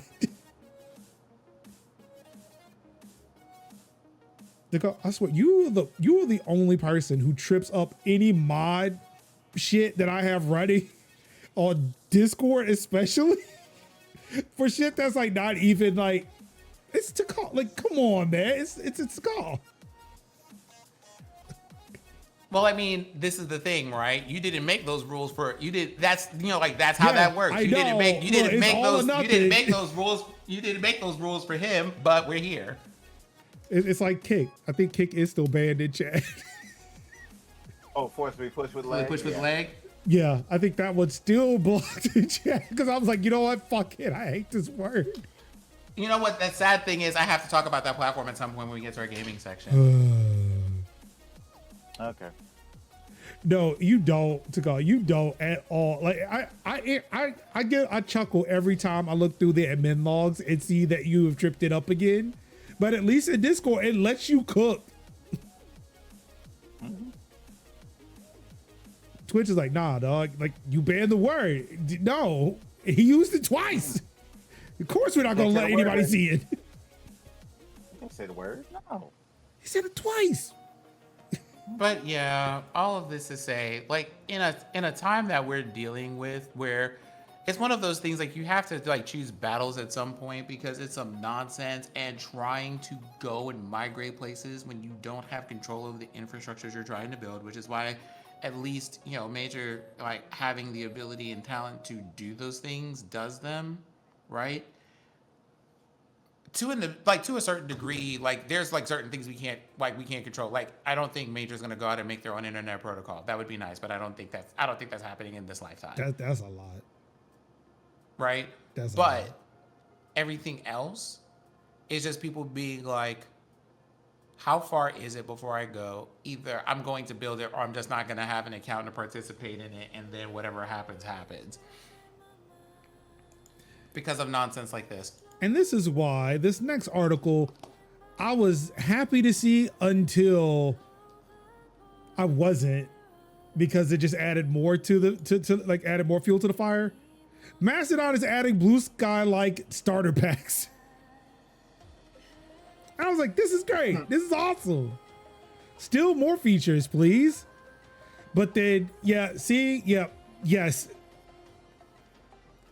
Not to pickle to call, but again, like I normally do. But it's statements like that where it's like, oh my God, yes, I know. It's not what Mastodon should be focusing on, but it is what you know, I'm tired of having these conversations. Damn it, I'm not happy. Whatever, here's the article. I'm leaving. So Sphinx, for the note on a starter pack, right?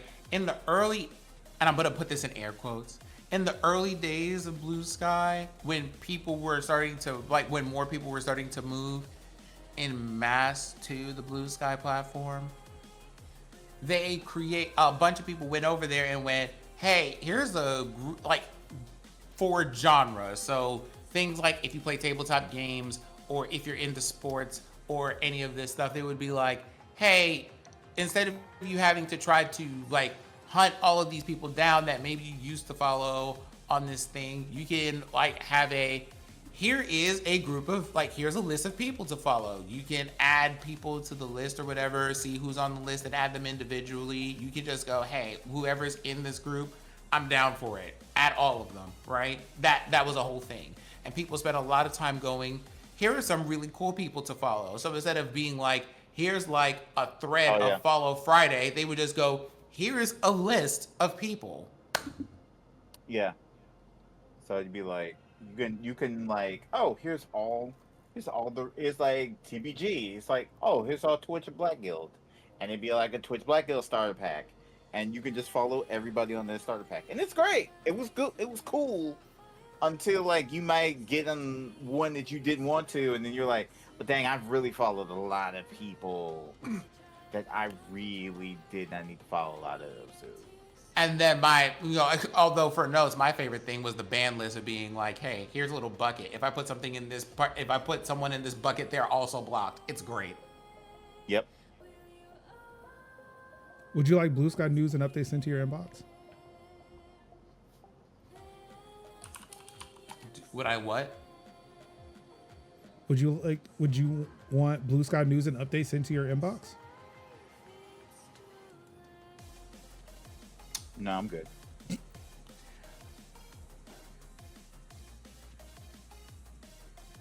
I had at least 7 thoughts just then I needed to edit, and so I did. I will not be commenting with an answer to that question. All right, for the safety of our program. All right, so here are some starter packs I should be a part of, but I have a feeling I'm not. Let's see.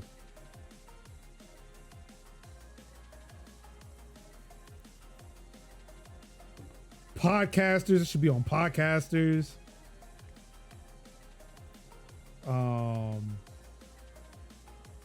Indie founders, I should be on that one. Twitch code streamers, I should be on there.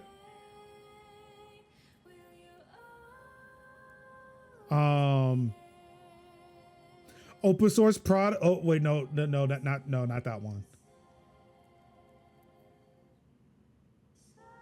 There's another podcasters one. It's a Linux and open source one. I should be on there. Should be on the gaming community. Diversify tech. And I should be a future profile. Thank you. But I'm not, and I'm angry.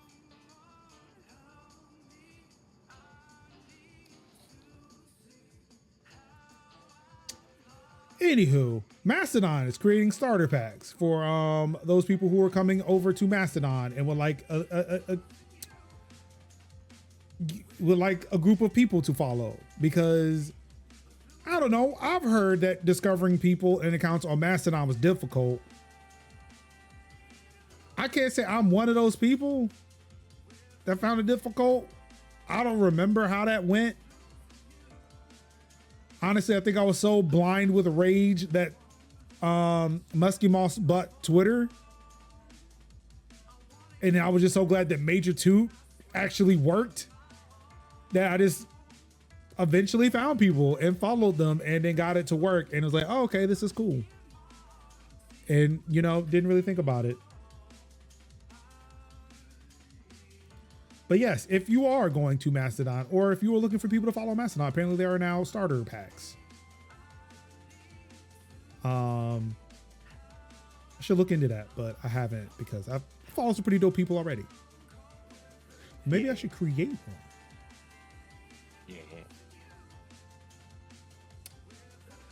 Yeah. Here's the bridge article for us all, though. Discord. Some love it, some hate it.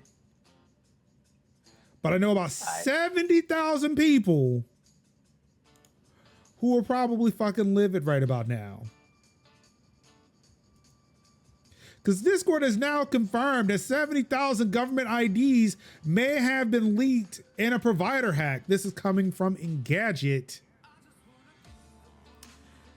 Over the weekend, Discord revealed that its users may have had their data compromised when a third-party service provider was hacked. At the time, the platform said that a small number, and I hate that they do that, of government IDs may have been illicitly accessed. Today, however, claims circulated that the attackers had obtained more than 2 million photos that had been used for age verification purposes. In response, the company said that about 70,000 users may have had government ID photos exposed. Other user data that could have been compromised includes users' names, Discord username, email, and other contact details if provided to Discord customer support, as well as a limited amount of billing information.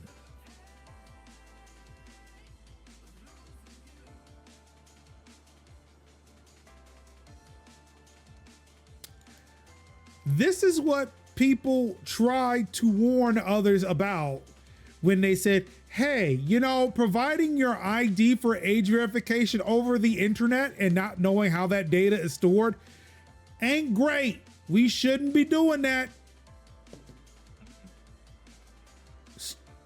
No, this ain't good.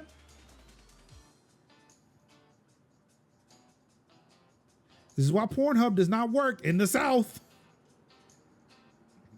Specifically Georgia, I don't. It definitely doesn't work here in North Carolina. They basically say, that's what I say. As we often say, porn moves the trends. If porn ain't down, it's not good. So yeah, this is the reason why we said that this wasn't like having age verification being done by the platform holders ain't great. Should not be doing this. Nope. No ma'am, no ham, no turkey. Like, honestly, this is where our tech literacy thing comes into play. If you are concerned about what your kids are getting up to on the internet, you need to figure out some way to lock that shit down. There are plenty of, of content blockers out there that you can use. So many. Use one of those. So many. Use those. Pi-hole is really effective. Yep. And you to can the point also where it's fucking annoying. And you can also make sure that your children do not have unfettered access to internet capable devices. I mean, that's the thing. My son is 9, and I'm surprised he does not use. I mean, granted, we've had this conversation in Discord, majors.house/Discord, by the way. We had this conversation about like tech literacy and just like kind of where today's adults are, young adults. Yes. And it's like, I forget that my son is 9 years old. He has an iPad, but he also has a desktop PC and has barely touched a browser. And I'm like, what the fuck are we doing? Internet Explorer was my friend at 9. Yep. Yeah, it was. I can't get this kid to go on Safari to save his life. Meanwhile, Munchkin is out here just killing it on her phone. She has an iPhone. I gotta find out which iPhone it is, because I was like, it looks like it has. It's got the 3 cameras. It's got to be like. It's definitely a Pro with 3 cameras on it. No, it's probably like the 2. It's probably 2 with the flash. I don't think it's a Pro. Like, that's what I was like. I'm trying to figure out like. I was about to say like he got 3 cameras. Yeah, because mine just got 2, and so hers has 2. But I knew it was like an earlier iPhone, but I couldn't think of what iPhone it was. I'm assuming it's like between like a 14 and 15. Either way, it's really nice. Jeez. And she is 9 with a 1450. I'm thinking like they gave me a 14 for work. Damn. Right. I was walking around with a child's phone. Jesus. I'm like, Tasha, where you get these phones? So I'll be like, so she's got the phone, and I'm like, dang, this thing is nice. I was joking at her like, girl, this you? It ain't got no roaches or anything. In the back of my head, like, dang, this is a really nice phone. This is a surprisingly good phone for a 9-year-old.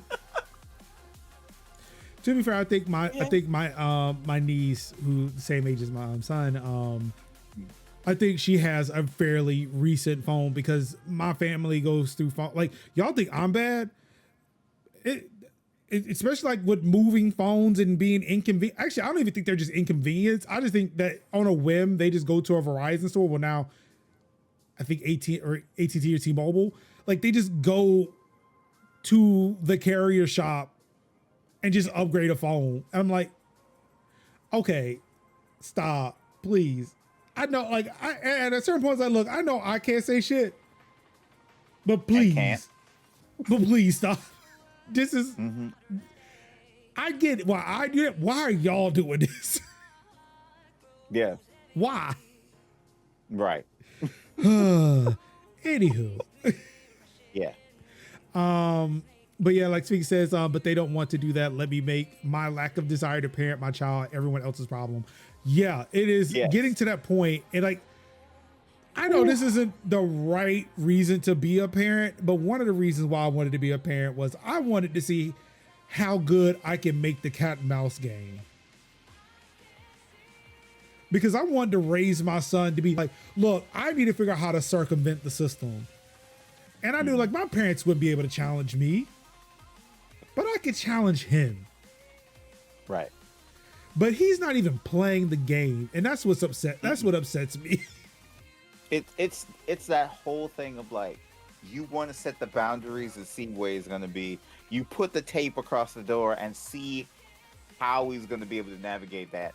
And then he sees the tape and he's like, yeah, I'm good. No, it's not, he's not even looking at the tape. He's just in another room he could just be in. Like, you put tape on the door? No, it's just like he's just like, I have put tape on the door. Meanwhile, he's out in the backyard patio, swimming in the pool. No interest in even being upstairs where the door is at all. Right. And Major's like, hey, there's a door up there with tape on it. Daddy, why? Okay. Why did you put? Why is there tape with a door up there? You know what? Hold on. Let me go look at it later. And then just like goes and starts watching Bluey. You know what I mean? It's just. Yeah. Oh. Major's like, I need you to. I want you to misbehave, and like, I'm not interested. Mm-hmm. Like the thing is like.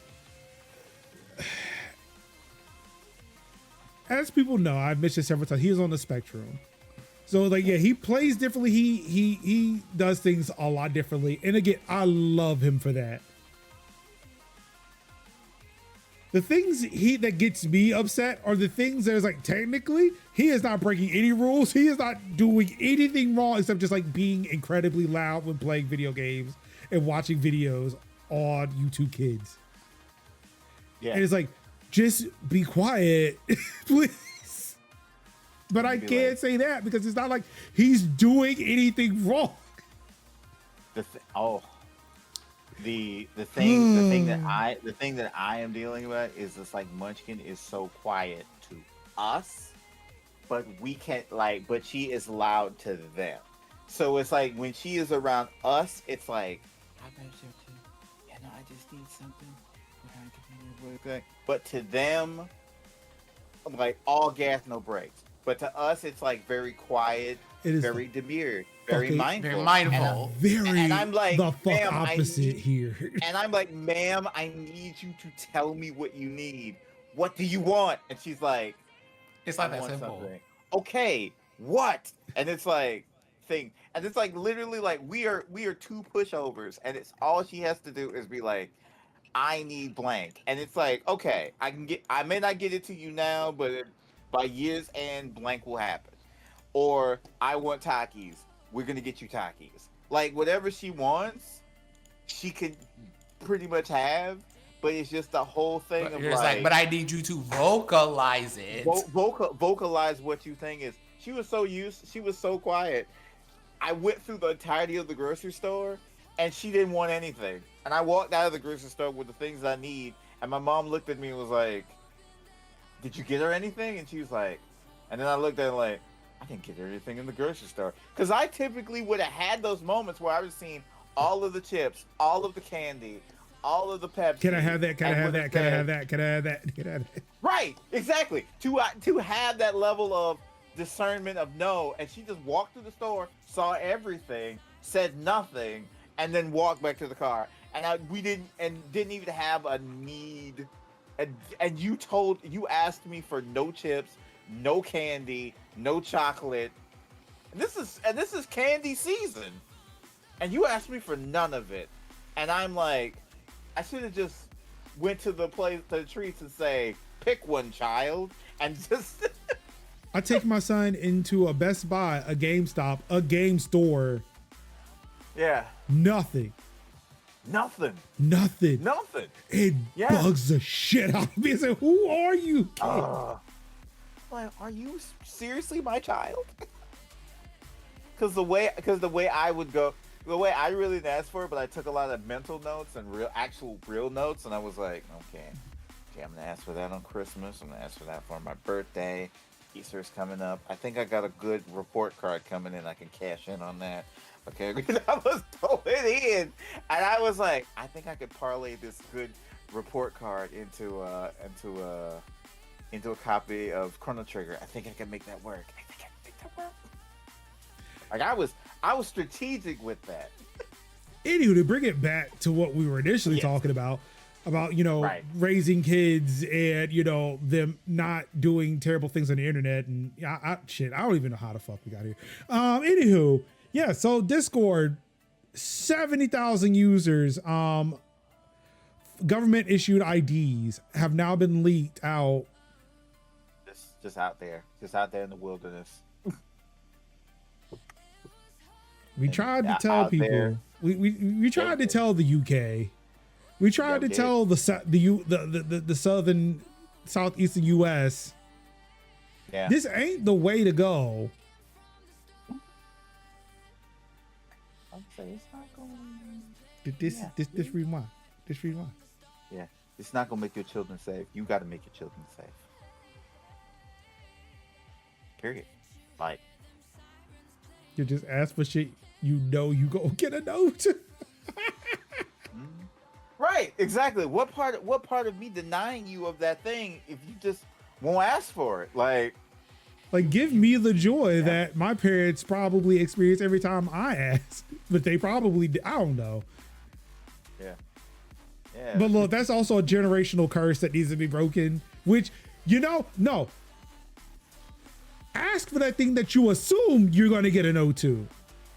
Because I could be in a mood to break a generational curse, Shoot the moon. but you ain't asked, so you ain't get it. Right. I could, like you would. It could have been a yes, but you didn't even ask me, so we'll never know. We'll never know. Oh, you wanted ice cream, but you thought I was going to say no. Damn, you should have said something because I wanted Oreo milkshake too, dog. Yeah. Like there be some times where I'm like, dude, I want to be, because that's what I'm saying. Like, I think about myself because I remember like a lot of us are the adults that we would have loved to be around when we were kids. So we became those good supporting adults, and now it's like here I am trying to be the good supporting adult, and I'm like, you won't ask me. Like, come on, please, come on, ask me. I want to give you the thing, but I don't know what it is until you tell me. Right. Like, do you want the new Mario? Mm-hmm. I mean, I may not be able to get it, when you ask, but I can definitely get it down the line. Bro, just give me some I time. got money burning a hole in my pocket. What's up, though? Mm-hmm. I can make it happen. I am can make it enjoying. happen, I enjoy the amusement of y'all being like people who are. It's the difference between being the generation that was just kind of like, I want McDonald's. Do you have McDonald's money?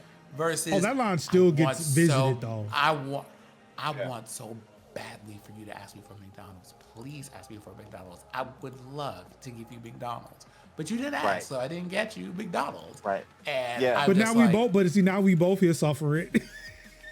Yeah, because it's like we're both suffering because it's like you won't ask me for McDonald's, and I want to be asked. or it's the fact that they'll ask and you be like, damn, I kind of want that too, but we home now. Yeah. Like, man, why didn't you say shit when we were out? Right. Because it's like I'm like you wanted. Oh, you wanted. Why didn't you tell me you wanted McDonald's? Because I might have wanted it too. I don't. But what? Yeah, but I might have wanted it. Yeah, McDonald's, Come not on, really. bro. Like, if you would ask for Taco Bell, bet, no, let's go Taco Bell, bro. And don't ask for Dairy Queen. Don't ask Oh. for Dairy Queen. Oh. I will be in the mood for a peanut buster parfait yesterday. Blizzard's on the house, dog. Let's go. Like, ain't nothing but a thing. Let's do this.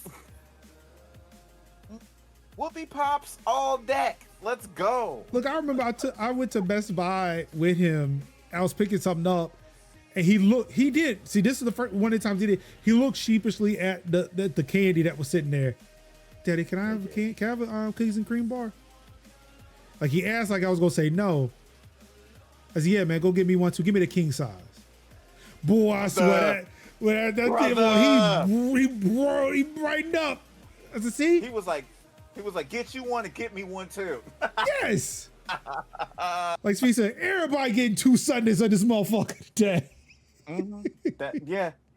Cause that was the one thing that always hit me in the top of my head. I was like, I forgot to ask her, and she didn't ask me for anything. And I was like, I could have got you something. Like, I didn't. Don't let the one time I say no keep you from asking. Like, right. Because I feel like that no is forever. Yeah. They think it's a never.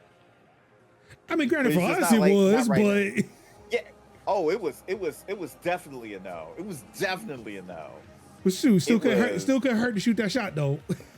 Right. I love how you're like, now it was definitely a no, but that's beside the point, and it's sending me. Right. Because it was like to our boomer Gen X parents, it was a no. To us as millennial dads / father figures, that was like a I want to be the measuring stick just to see if you will say something. Honestly, Like I will say this Oh. too. I think the media portrayal of black fathers has had an effect. right, because And like, it's like- given the it's fact that James- it's it's not James- as bad as they make it seem, right, but it's like James you get Evans, inundated with that Rob. shit, and it's like, yo, Right. I don't want to be that. yeah. But then you It's go and say, oh, Julia- it never really was that. But still, look, I'm already 10 toes down in this, so I'm just gonna keep going. Right. Yeah, it's like everybody. It's from Everybody Hates Chris talking about Dad can I have allowance. I allow you to have food on your plate. I allow you to have lights in this house. I allow you to watch TV. I allow you to have that radio on. I allow you. Like, Look, I It's like- it's like apply Julius. socialism into it. Like, look, you just do some work. You make sure I'll make sure your basic needs are met. You ain't gotta over labor. You ain't gotta try to produce a profit for us. You are doing a collective good for the family. I will make sure your needs are met. You will be able to have leisure. right, You will not be worked to the bone here. right. And you can have a chocolate bar. Hey, Exactly. I got you. Yeah. We Like, I just because you ain't grind your bones into the dirt, don't mean you can't Yeah. have a simple pleasure. Yeah, exactly. A little treat. You want to be Uncle Phil, but we're Julius all- stalks you like a shadow. Yeah, exactly. It's like you want to be. Yeah, like a lot of us realize like for every like James Evans, Julius, whatever James Evans, Julius, Rock. If you really remember Rock, it's you have like the Uncle Phil's where it's just like he was starting rough. But he did give his family what they wanted and what they needed. And so, but you just had to step to him and be like, hey, respectfully, can I have that? Respectfully, I agree. Like,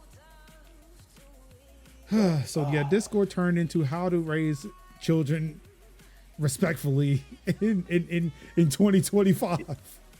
it And really, welcome to the show, everybody. Yeah. we're yeah, here. it's just take care of your kids, watch your kids.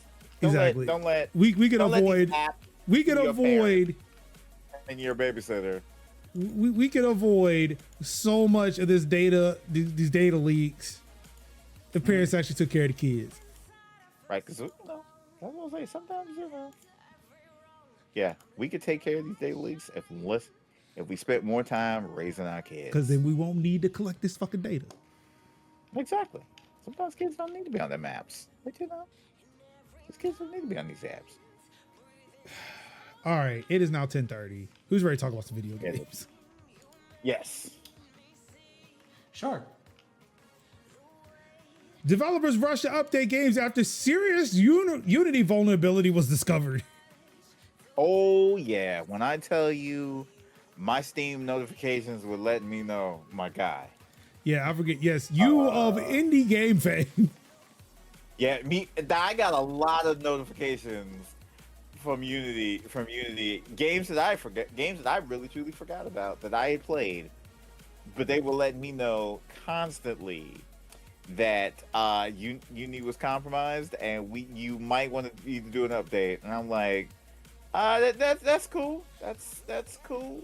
Yeah, that's cool. For context, Games such as Overcooked 2. this coming from VGC. On Friday, Unity urged game developers to take immediate action to mitigate the vulnerability, which is reportedly present in all versions of Unity games released since 2017. Yep. According to Unity, there is no evidence of any exploitation of the vulnerability, nor has there been any impact on users or customers. We have proactively provided fixes that address the vulnerability, and they are already available to all developers. Yep. Unity's partners have also developed their own remedies. Microsoft Defender has been updated and will detect and block the vulnerability, while Valve will issue additional protections via its Steam client. At the time of publishing, the vulnerability has a CVSS score of 7.4 out of a possible 10, which means it's of high severity.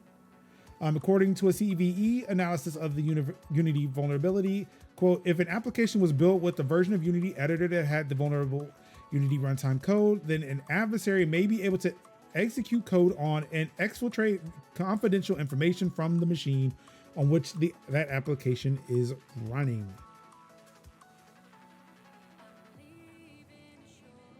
Merge says that the fix is only fixing 2019 and later games, so not available to all devs. Yeesh.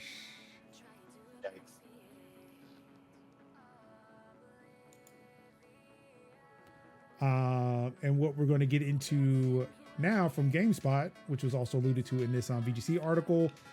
Avowed studio Obsidian removed several games from sale due to the Unity security issue. Although Avowed uses Unreal Engine 5, the RPG was still affected. Damn.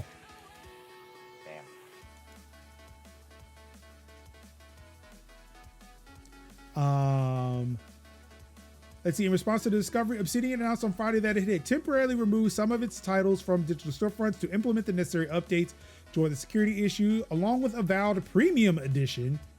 Wait, just the Premium Edition? Just the Premium Edition. I wonder why. Oh, is it?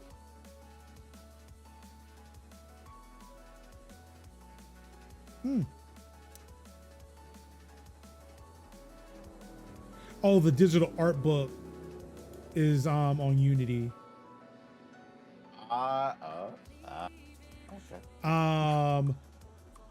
Obsidian also removed the Grounded 2 Founders Edition and Founders Pack, Pillars of Eternity Hero Edition and Definitive Edition, Pillars of Eternity 2, Deadfire, and its Ultimate Edition, and Pentiment.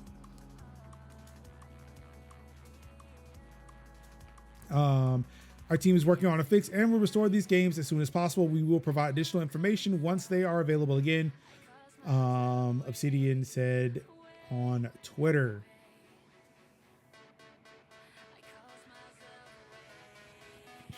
Excuse me.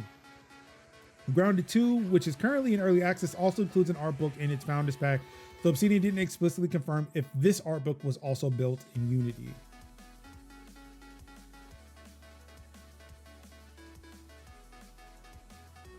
The PC version of Fallout Shelter is still delisted. Excuse me, jeez. I hate this fucking medicine.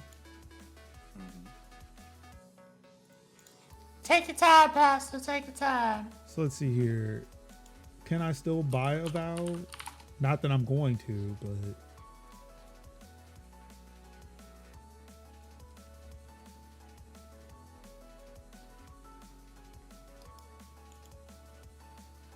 The digital art book is still on. It's still on Steam.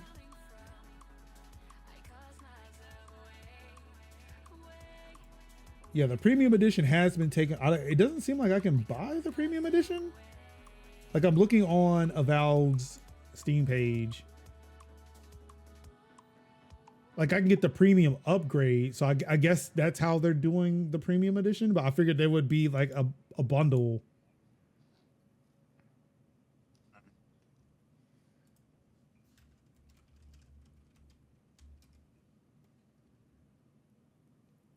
That actually, that's kind of weird. But you know, hey, not my problem. But those who are playing Avowed or any of these games that are running, well, I guess not Avowed specifically, but the premium editions of Avowed or any of these other games that are using Unity, update your shit, please. Please do that.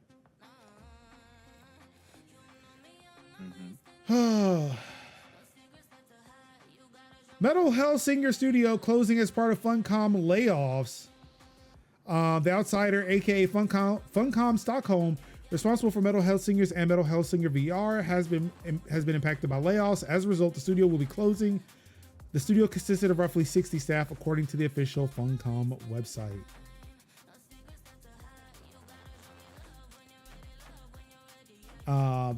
Through a social media statement posted by The Outsiders founder David Goldfarb, the closure was announced.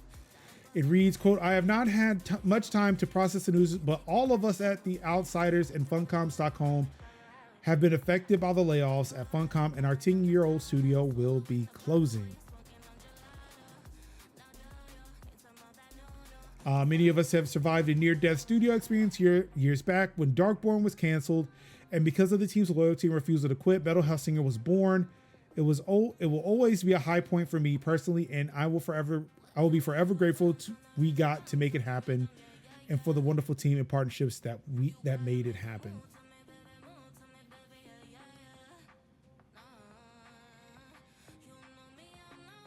Sucks though. And apparently all or most of Funcom's attention will be focused towards Dune Awakening, because live service games are still all the rage, even though they're not. Yep.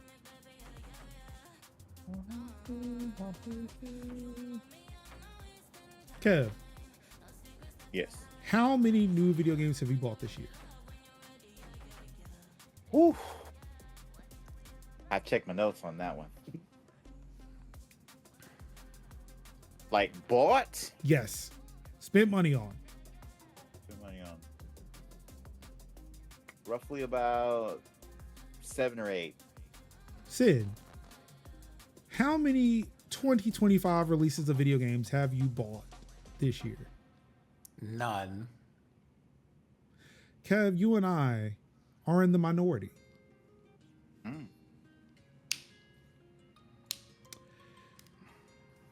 Because if you buy more than 2 new games a year, you're in the minority, according to a new report. I just want to look at people and be like, yes, we're broke. We get it. Yeah. Yeah, it's like, you know, people ain't got it though. According to research by analyst firm Circana, around a third of video game players in the US buy a new game less than once a year. Mm-hmm. I wouldn't be surprised if that is not 2K. Or Madden. Or Call of Duty. Mm-hmm. Yep. Or FC. Yeah. Well, that's more international. This is for the US. The research is part of Circana's Q3 2025 Future of Game survey, as shared on social media by analyst Matt Piscatella. Hyper enthusiast, price insensitive players are really keeping things going, especially in the non-free-to-play gaming space. Oh, there is also that. Yeah.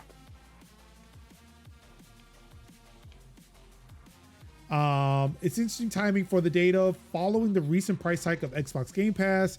If on average players are spending, say, and this is in UK funny money, £140 on 2 full price games or less each year, Is spending around £275 a year or $22.99 for 12 months on Game Pass Ultimate for access to day one games really a good deal?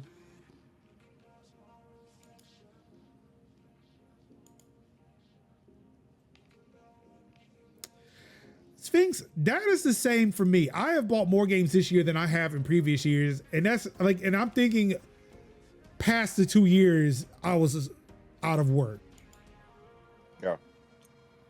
Like, and I mean, like video games that came out this year in the calendar year I am currently living in, existing in. I have bought more 2020. Major snap back the moment that it was available.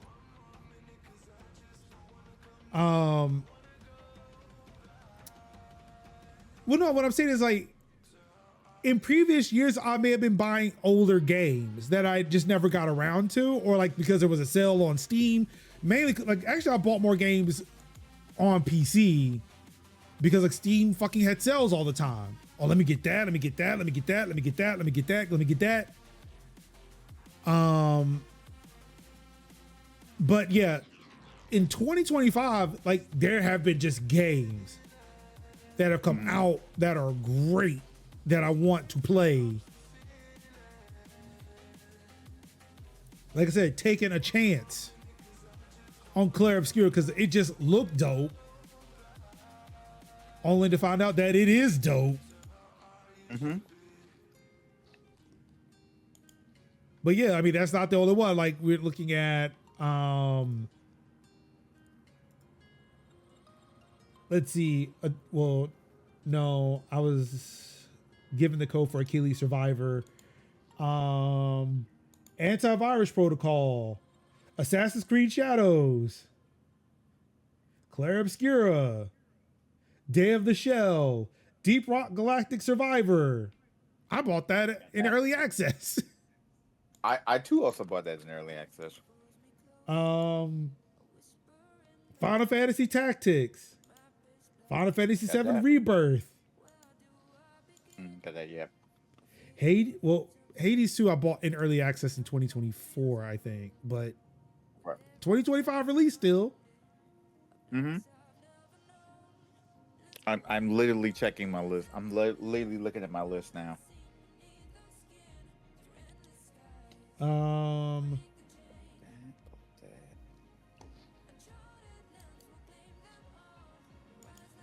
Metal Gear Solid Delta, Monster Hunter Wilds,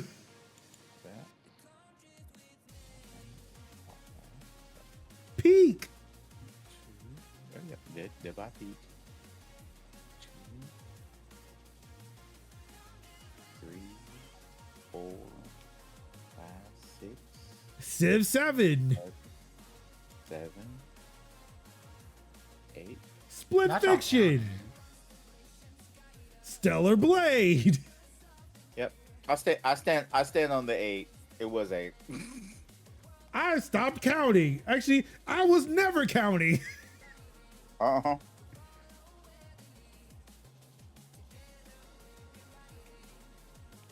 Now, So, yeah, now like, review- I now mean- review codes. Yeah, review codes. Yeah. So yeah, like, yeah. This is in 2025 alone. That's more games I think I've probably bought any year, any other time. And that's just 2025 games. I have been buying games this year.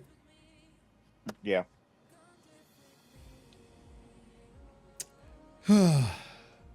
Speaking of Assassin's Creed, apparently because of Yasuke, we will be missing out on probably the best Assassin's Creed game ever. Because apparently Ubisoft canceled an Assassin's Creed game based in post-American Civil War over political concerns. Because how dare you play as a black man who moved out west after becoming recently emancipated during the Reconstruction era, to then get hired to be brought in by the assassins to go kill what will eventually become the Ku Klux Klan. Okay, but like Red Dead Redemption's right there. It's a white man who does it. I'm just saying if that's the thing that you were worried about. And that's not the main thing you have to do. You can play that whole game and never experience the Klan. Okay, Django Unchained is right there. But that's a movie made by Quentin Tarantino. Okay, white man. Do they know that? Who, Ubisoft?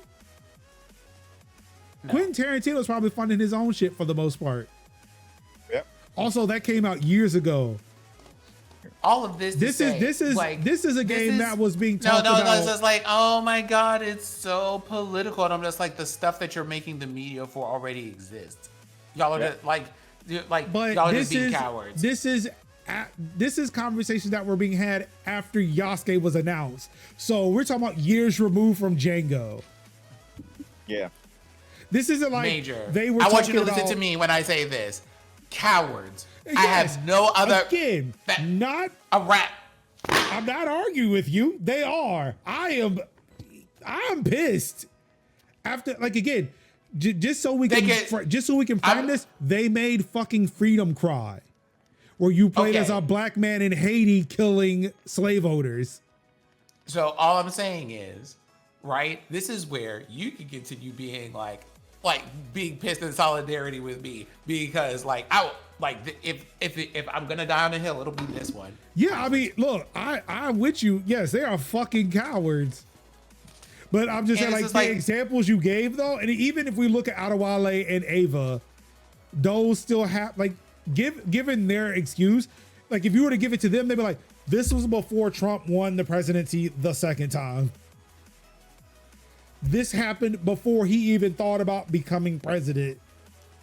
My counterpoint would be people who think the current Star Trek is woke, people who think the current iterations of X-Men are woke, and haven't been paying attention to the comics that they've been making for the last 50 years. So acting like, well, that was back then, it has absolutely no relevance to, no. Again, I agree, because we can look at Apple and Google saying, oh no, ICE is a protected class. But again, 10 years ago, you had no problem standing in front of Congress saying, yeah, no, we're not making a back door. Yep. That part. A mess. Yep. I mean, say what you want, and I really hate to say this, but this whole bully mentality that they got going on in capitalism is working.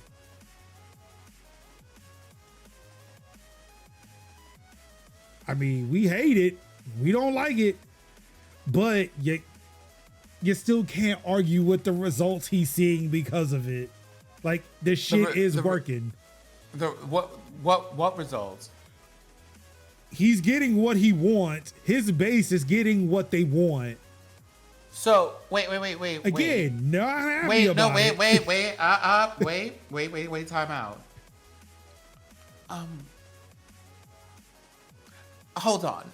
I will need to acquire a beverage to make my point.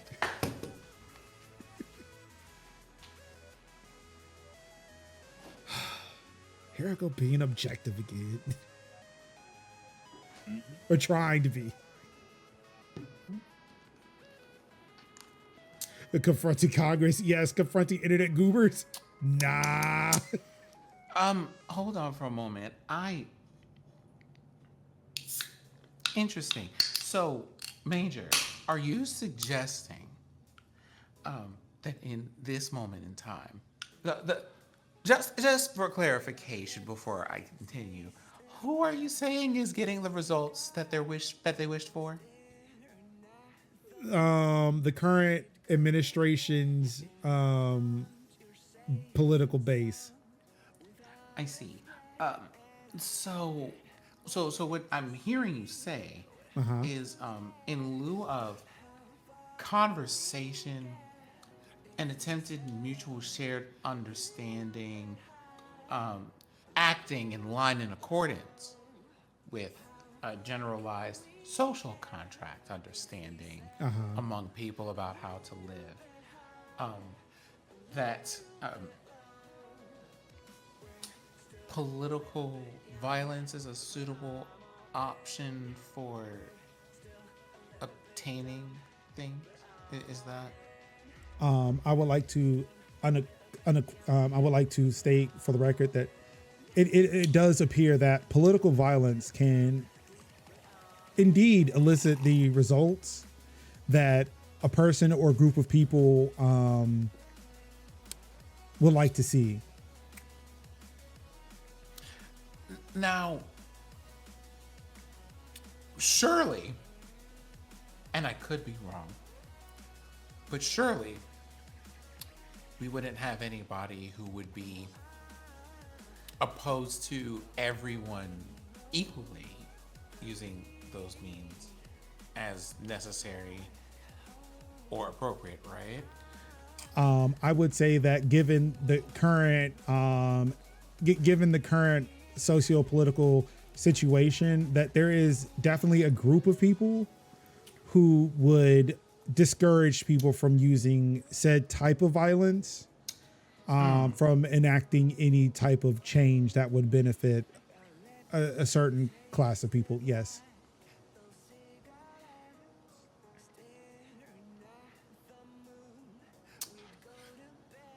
Interesting.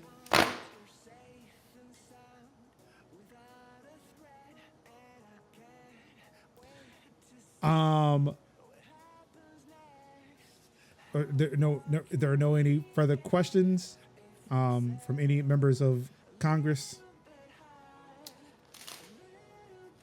I don't know. It seems that we have a clear demonstration and how people wish to communicate.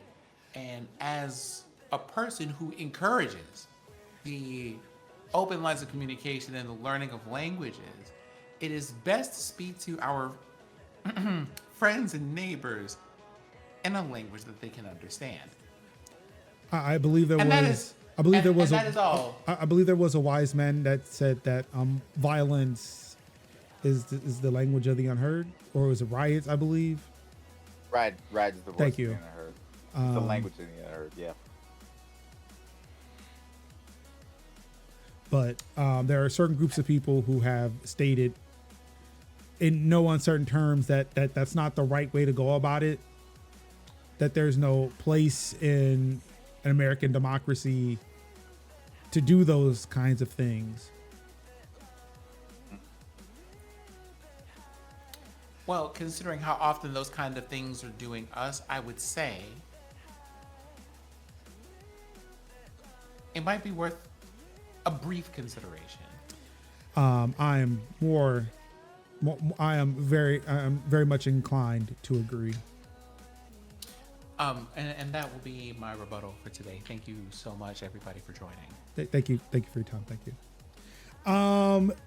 As Merge says, we need a system where the people control the means of productions. Then we can fight this. Unfortunately, a system like that doesn't exist at all. Hold on. Capitalism that is system it. absolutely exists. Capitalism is the only thing. It's the best thing. Those systems do not exist. I don't even know what that means. I have no idea what you put in chat. I don't know what that is. Like that the capitalism is all that we have, and look, we have to vote with our wallet and vote at the ballot box to make our voices heard. Nothing else will do. Okay, what is that though? What, I actually don't know what that is. Oh, that is me with a brick. Indeed it is.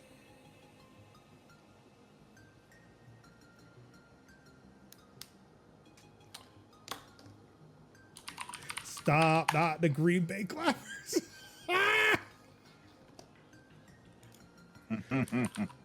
But in all seriousness, yes, I am very, very upset at these fucking cowards in France. Yes, let's revolt like the French, but also don't give me a game in which a black man will kill Klansmen.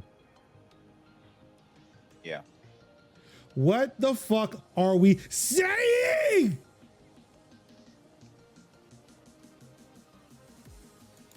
I want more Freedom Cry, and I had a chance. There was a non-zero chance that I could have got Freedom Cry the full game. Yep.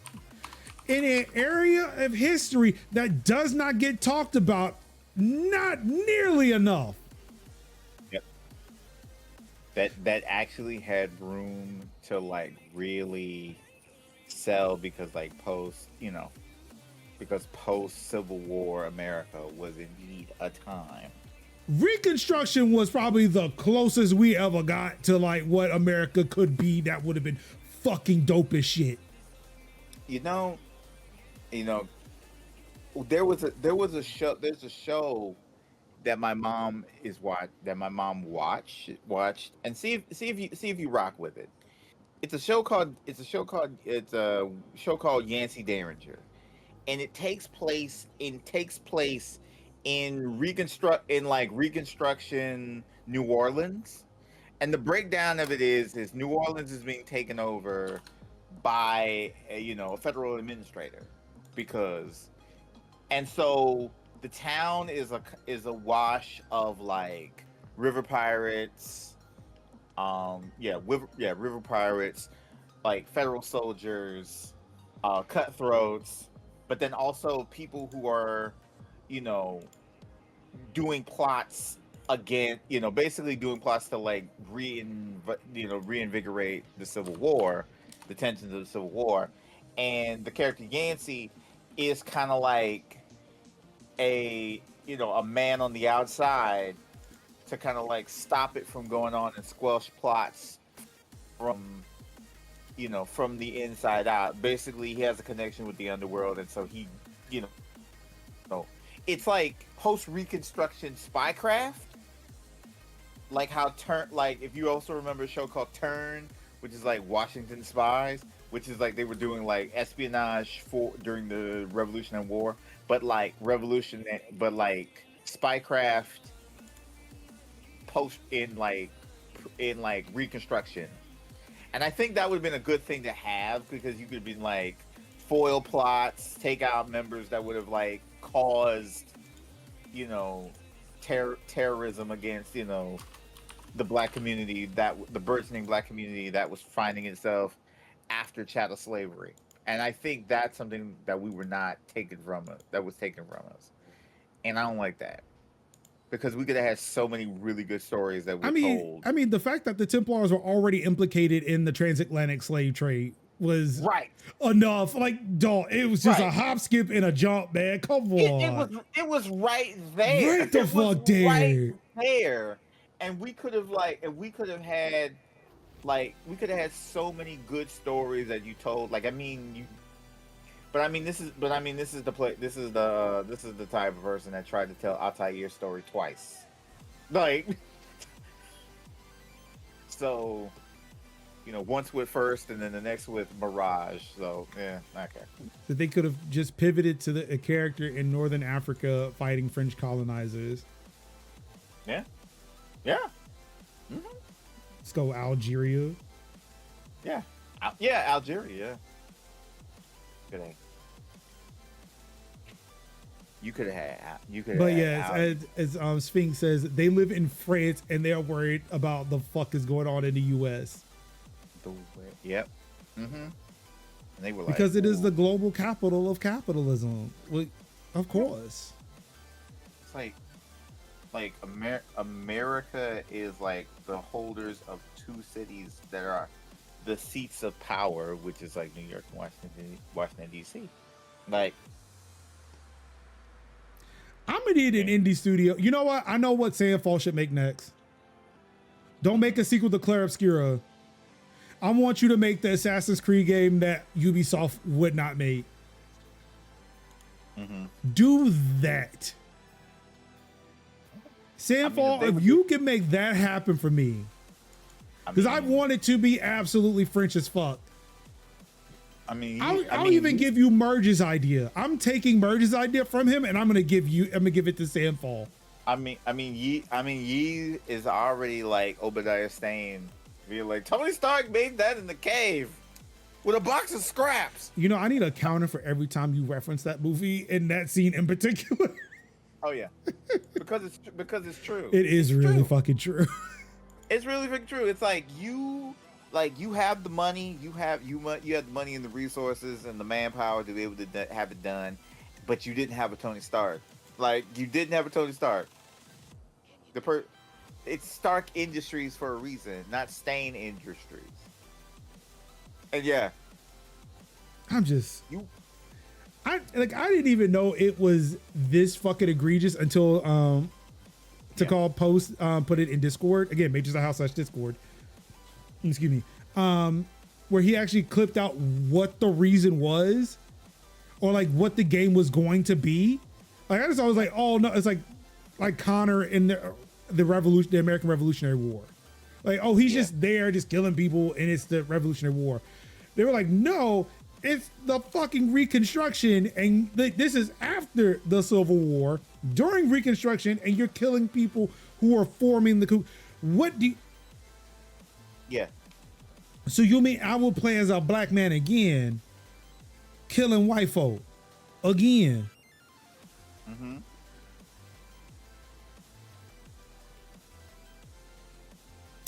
Yeah, when I saw Takal put that in Discord, I was like, yeah, I'm gonna have to circle back. I'm gonna have to circle the fuck back. Like, no, run that shit back. No.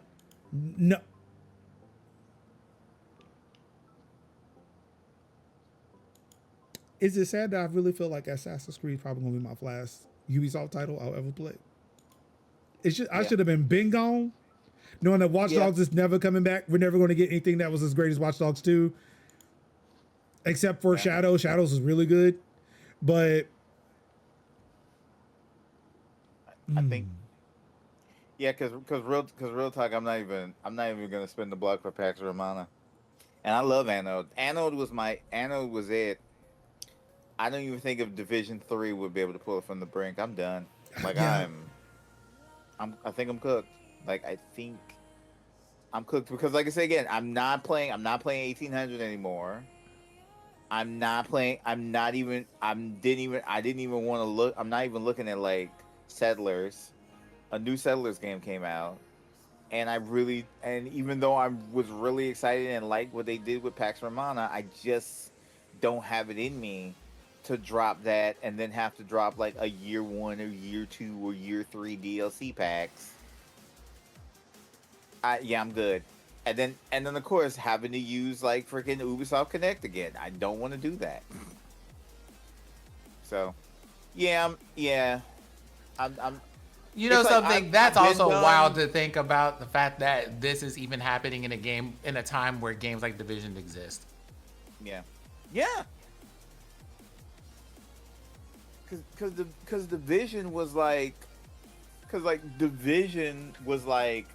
a virus that happened on Black Friday. Yeah, Black Friday, yeah. Yeah, Black Friday. And then it like fell upon, and then all of this fell upon during the holiday season, to which it stopped. It like hung into perpetual Christmas. Everything is perpetually Christmas. And like, and then 2 is like, it takes place in the summer. And so everything is like, everything is like, oh, it's June, but everything's covered in like Christmas lights. But also, I want to point out too, like Takal I mentioned earlier, he also mentioned this on Discord, like they made Far Cry 5. Yeah. They made Well, Far the Cry 6, and that alt-right was- basically took over. No, Cult. The alt-right. Cult. I feel like we're saying the same thing. Alt-right cult. Yeah, I feel like we're saying the same thing. It's like No, we Lowell had- and Yanni. But it wasn't an argument. It was an append command to the thing being said. I literally said, You said alt-right cult. Oh, got you. See? Got you. I'm panned. Adding on to what you were saying, Got brother. you. Because Joseph Seed was really saying, "I am the voice of God." Yeah, the Seeds were like, they were cooking up that space meth, but it was also a cult. Not space meth. Yeah. So yeah, it was it was like three was pirates, 4 was like, like warlord dictator, 5 was an alt-right cult, 6 was revolution. 6 was like a straight up I dictator. still kind of want. I own that. I still want to kind of play it to see, like, all right, really, what are we doing? What are we getting there?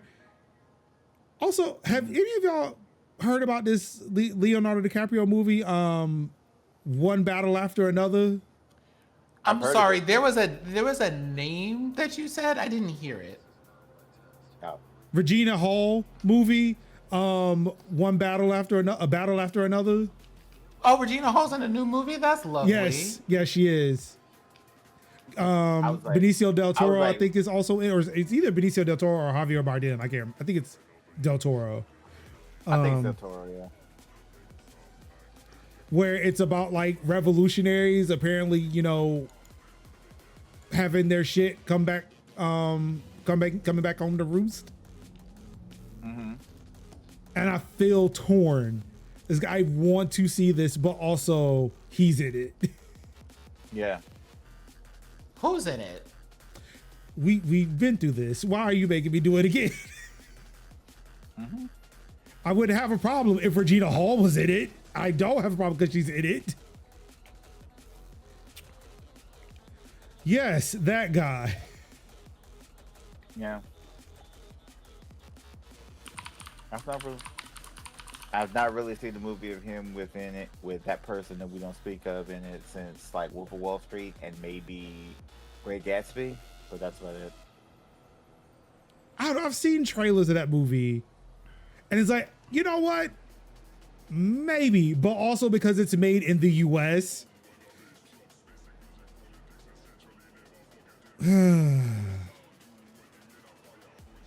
But I still think it's just like the gunfights and the action sequences. That's what really brings me into these movies nowadays. It's like, Yeah. it won't be like this, but damn, a brother can hope sometimes. Anywho, let's wrap it up. We got some streaming news to cover. 2 stories. 2 stories. No, just one. I'm sorry. I thought it was 2, but it's just 1. Oh, I think I had something I wanted to add there because I wanted to know your thoughts about something. Is it in Discord? It is not Oh, yet okay. anyway. Well, I guess post it in a place that I can publicly get to it. That way I don't have to switch the screen. You know something? I'm gonna slide this into the DMs for your amusement, and I'm just going to let you react to the title. Okay. While Sid does that, in streaming news this week, a Twitch streamer gives birth in front of 29,000 viewers. I just want to know what part of your policies on that streaming platform would have let you do that. I mean, she's still clothed and under a blanket, and probably the camera angles weren't.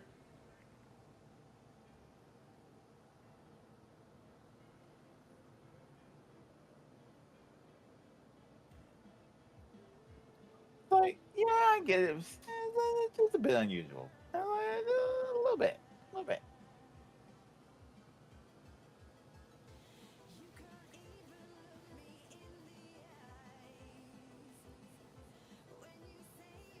After 45 minutes in, the birthing professionals can be seen prepping the area with plenty of towels, plastic coverings, and enlarging an inflatable pool.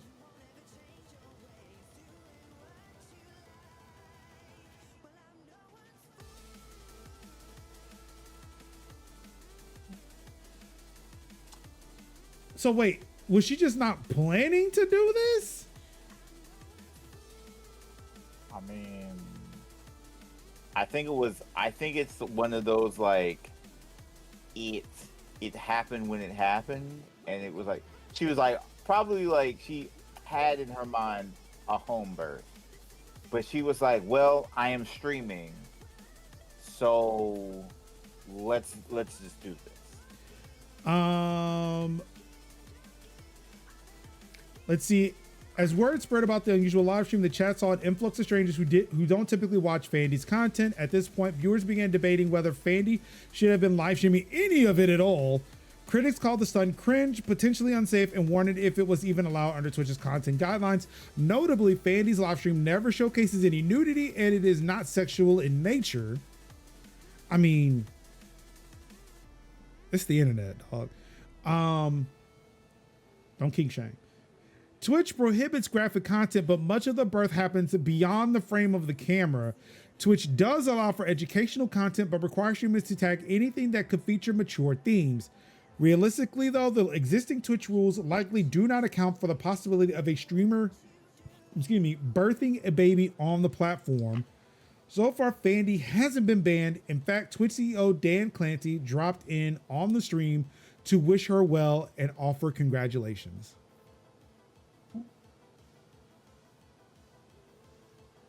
Like, I just... What? It feels like a Black Mirror episode. Imagine, It does. Like, I could not imagine.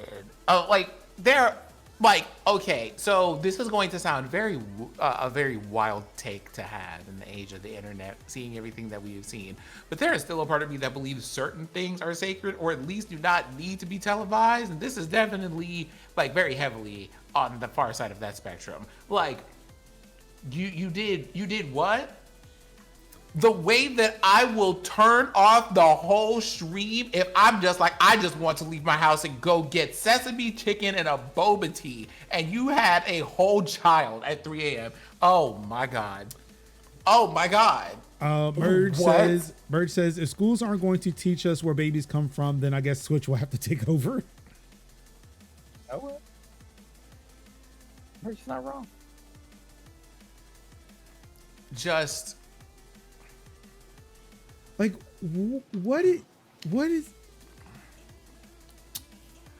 I just have so many questions, and I don't think any of them are answerable in a human language, in a human readable language. Like, people are just fucking chilling while this is happening, and the chat's just going on in the back. What the... Here. Strangers, this might have been some of the viewers' only experience with the birth of a human.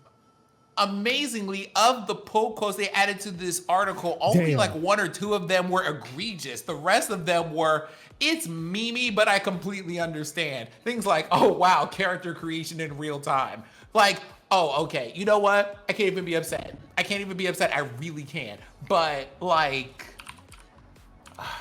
why are we here? So, let's see some of the chat highlights. Time to backseat of birth as I am an expert as a Twitch chatter. Your character creation in real time. Shouldn't this be a hot tub stream? Has chat voted on a name yet? If you're selling milk, I'm buying.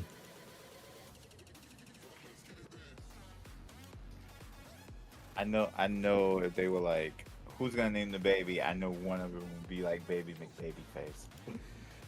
Baby, if you can hear this, I want you to subconsciously remember this word. Poggers. Not poggers. It's 2025. What are we doing? That's not a quote. That's me editorializing it. The most. This baby does not understand content scheduling at all. Mm-hmm. Little dude is gonna watch their own birthing VOD back in 15 years. Surely will. I mean, but to be fair, like what? Let me look. Now, I don't think any of us have a birthing video that exists, but those do exist. Yes. Unfortunately, this child's is going to be on Twitch and YouTube. Mm-hmm. Fandy, can you pause? I gotta poop. So, no World of Warcraft then? Final stand, pop ults and push.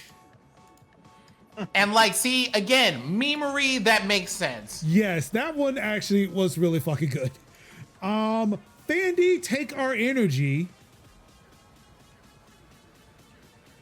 I never thought I would be watching a childbirth at 3 a.m. on the internet, but here we are. Here we go. And now I feel like that's a chat I would make.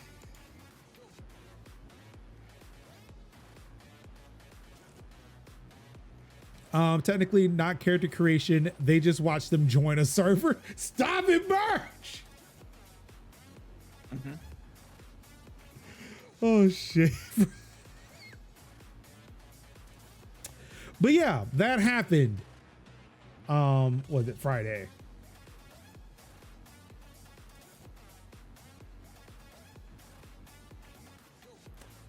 I love this first. Cypunk and Cyberpunk Media did not prepare y'all for this one.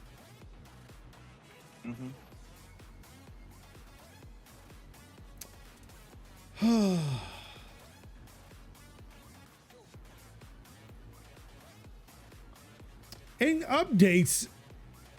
Oh wait, did you post that thing? Let me check that real quick. As we come to a close. I'm afraid. Okay, I see your first note. That's what's up. They passed the vibe check.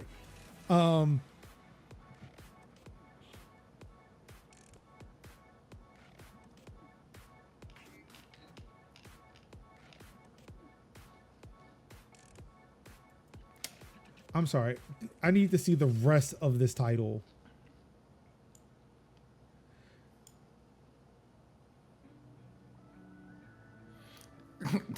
Oh, this is that motherfucker? So, gentlemen, girls, gays, and theys of the chat, girls, gays, and theys of the larger internet who will be listening to this at a later time. Also on TechTalkThursdays.net. Sorry. And that's why I said of the wider. That's why I said of the wider internet. We have to make sure we keep plugging the website that now exists because Spotify pissed me the fuck off 2 days ago. Yep. That's what the closing credits for our major. Hello. No, all the time. Always be plugging. I mean, if that's the case, you could have used the commercial I put in the chat ages ago. Look. Right, so what we're going to do is continue this discussion. First of all, Evo a mess as always. Hi, Evo. Second thing, I want you to imagine being a person. I would like everybody to follow me into a world of pure imagination. And in that world, we imagine being a person who brought the most vile human on in the world, that profited off of it, and then went, guys, you know what? I just feel like I shouldn't have gotten into this at all. Actually, it's just been a lot, and yeah, I don't think I want to do this anymore. Imagine being that person for a second.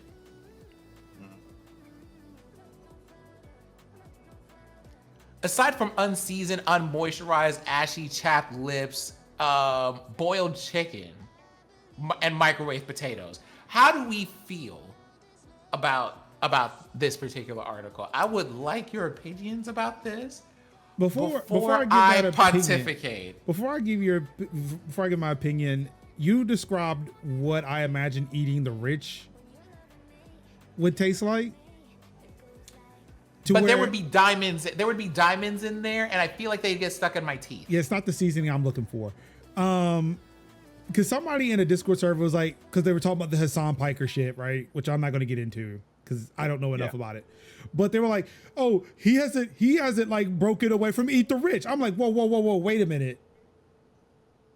Why would he though? Like, unless he's trying to eat them unseasoned. Yep. Like, why would you break from that? I'm confused. Like, say what you want about North Korea. Look, I don't have necessarily bad opinion. I mean, yeah, I don't have overtly bad opinions about North Korea like that. But, and I get why that one may be controversial to people, but eating the rich is where you're like, well, Hassan Piker is still talking about eating the rich. I'm like, but you not though? Yeah. Like, I mean, this is, I just like, wouldn't you as well? Like it really just it tossed me. I think they were like anti-capitalist something on Discord. I'm like, but you not about eating the rich? Like, do you think we actually literally mean that? I mean, granted, if we starve long enough, sure, it might come to that. But just so you know, it's hyperbole, my guy. But well, I mean, I couldn't personally indigestion. You know, I would leave some for the rest of you. Again, eat, but I will my certainly, whole thing is I will just certainly season the meat. But yeah, when you mentioned boiled chicken, it brought me back to that conversation I had earlier today. I'm like, but what do you mean, though, you won't eat the rich? it's like, Just but don't why do it will not unseasoned. you? But why not? So, you?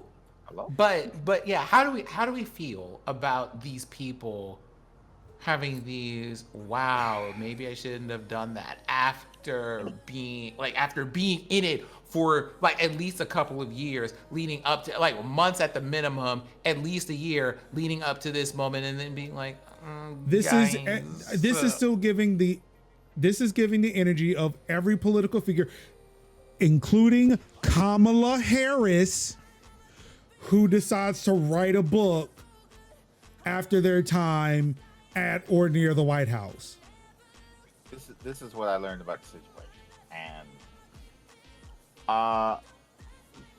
the way I feel about it has always been, if you're not about it, then you're not about it. I think oftentimes they see the short term gains, and then but don't understand that there is a thing that comes about. If you find yourself standing for a man, then that's your man's, and we don't like that man. And so you find yourself realizing, wait, that's not really me. I did it because laws and to get them little like quick MAGA checks. But the problem is, they don't got no money for you. They don't got no money for you. They got money for him. And you just made him look good to people who would rock with him. Anybody that would come from being in his orbit, them checks are scant. And so now you're sitting up there looking like, well, my big money is being affected. Not to mention that you're possibly going through a lawsuit because you spoke on a black woman that you should not have spoke on. And now them coins are going to get even tighter when that legal defense happens. So again, the short term can turn into long term, and the cheap becomes expensive. So, and that's like, guys, I don't want to talk about politics. Nobody asked for your political take on it either way. Nobody wanted it. But you decided to jump into that arena. You jumped into an arena you didn't have no clear idea about.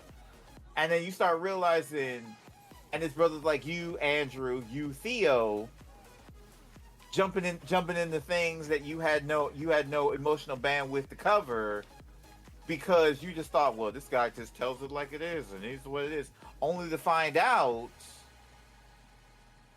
that, it's nasty out here in these streets. And it's nasty for people like you and the people that you rock with. And so now it's like, ooh, it's kind of hurting right now. Because it's not, you are a supporter of, but they ain't coming to see you, Otis. So yeah. So that's I just before you pontificate said, I want to give my piece here because I was reading some of this article. Oh, I was going to say I wanted to read the direct quote, the direct quotes that the article puts in here from what he shared on the stream around that statement. But if you're going to do it, then I will I'm just content to let you do this because every word that I read is like the brick either grows larger or I just grow more bricks, and I'm not sure which. In the September 26th live stream, Ross discussed guests he would like to have on his stream, including podcaster Joe Rogan, which we'll get into that and why that's important in a second. As his audience and chat suggested other potential guests like with political ties, like Muskie Musk and Génocidaire extraordinaire Benjamin Bibi Netanyahu. And I'll leave the quotes to sin. Ross is often considered part of the Manosphere, a group of male podcasters and vodcasters who tend to make content that appeals to conservative or anti-establishment young men. Yeah. I'm gonna need you to take anti-establishment out your mouth because I like to think that that my content appeals to anti-establishment young men, but also women. What is that group with the Alphabet Mafia group you keep referring to? So every time you say, I keep forgetting it. Was it She's, Days, and Gays, I believe? Sid? Gays and days. Huh? Sid? Hello? Yes. What's the group of people you normally say? Like, was it She's, Days, and Gays? What is it? For the girls, the gays, and the days. Thank you. What, you. What about them? Well, I'm saying I'm hoping that my content appeals to the anti-establishment young men, the girls, the gays, and the theys. You know, the true anti-establishment, the true protected classes in society, not ICE, which the Manosphere content actually, you know, appeals to. You know, the actual establishment, whether they like it or not. And even some of the quotes that is attributed to Ross here, like, dog, you're a part of the establishment, my guy. Like, nothing you say will not change that fact. Unless you call for a new fucking system in which the owners take the means of production. I mean, until the workers take the means of production. But I'll let you pontificate now. Thank you for granting me this time. Thank you. So, first quote. I'm just going to read it. I would love to have slow dramatic music, but I know that there's music going on as it is. Can I tell you guys something? Yes. Now please. that I look back on it, I really, really wish I had never gotten to like politics. So many people just tie me to it, and no matter what, they don't even get to know who I am. Additional quote, I really, really understand other people's side as I'm getting older. I don't think I'll care enough again for any other politician ever in the future. At the end of the day, we're all humans. But your chat is associating you. Wait. Y'all. It gets worse. I want to talk about this from the standpoint of the passage of linear time. It has been 1 year, maybe less, right? Than 1 year. And the thing that you have to say isn't, y'all, I fucked up and I'm going to be very public about that open confession. You said I shouldn't have gotten into politics because now people keep seeing me, who made this thing their whole personality for the clicks, the views, and the dollars, as nothing but the content that I made. Do we want to discuss why we keep telling y'all to stop fucking memeing everything? You know, it's the, oh, well, people don't want to get to know me. I don't know. I saw who you were and believed you the first time when you were in the MAGA hat. I don't know what you were expecting from me. It's like they mix up correlation and causation. I don't know how they're next door neighbors. They don't even have the same name. You know what I mean? I'm just, you know, if it's going to be, I don't understand I don't understand the comment of people aren't getting to know me. All they see is this political thing.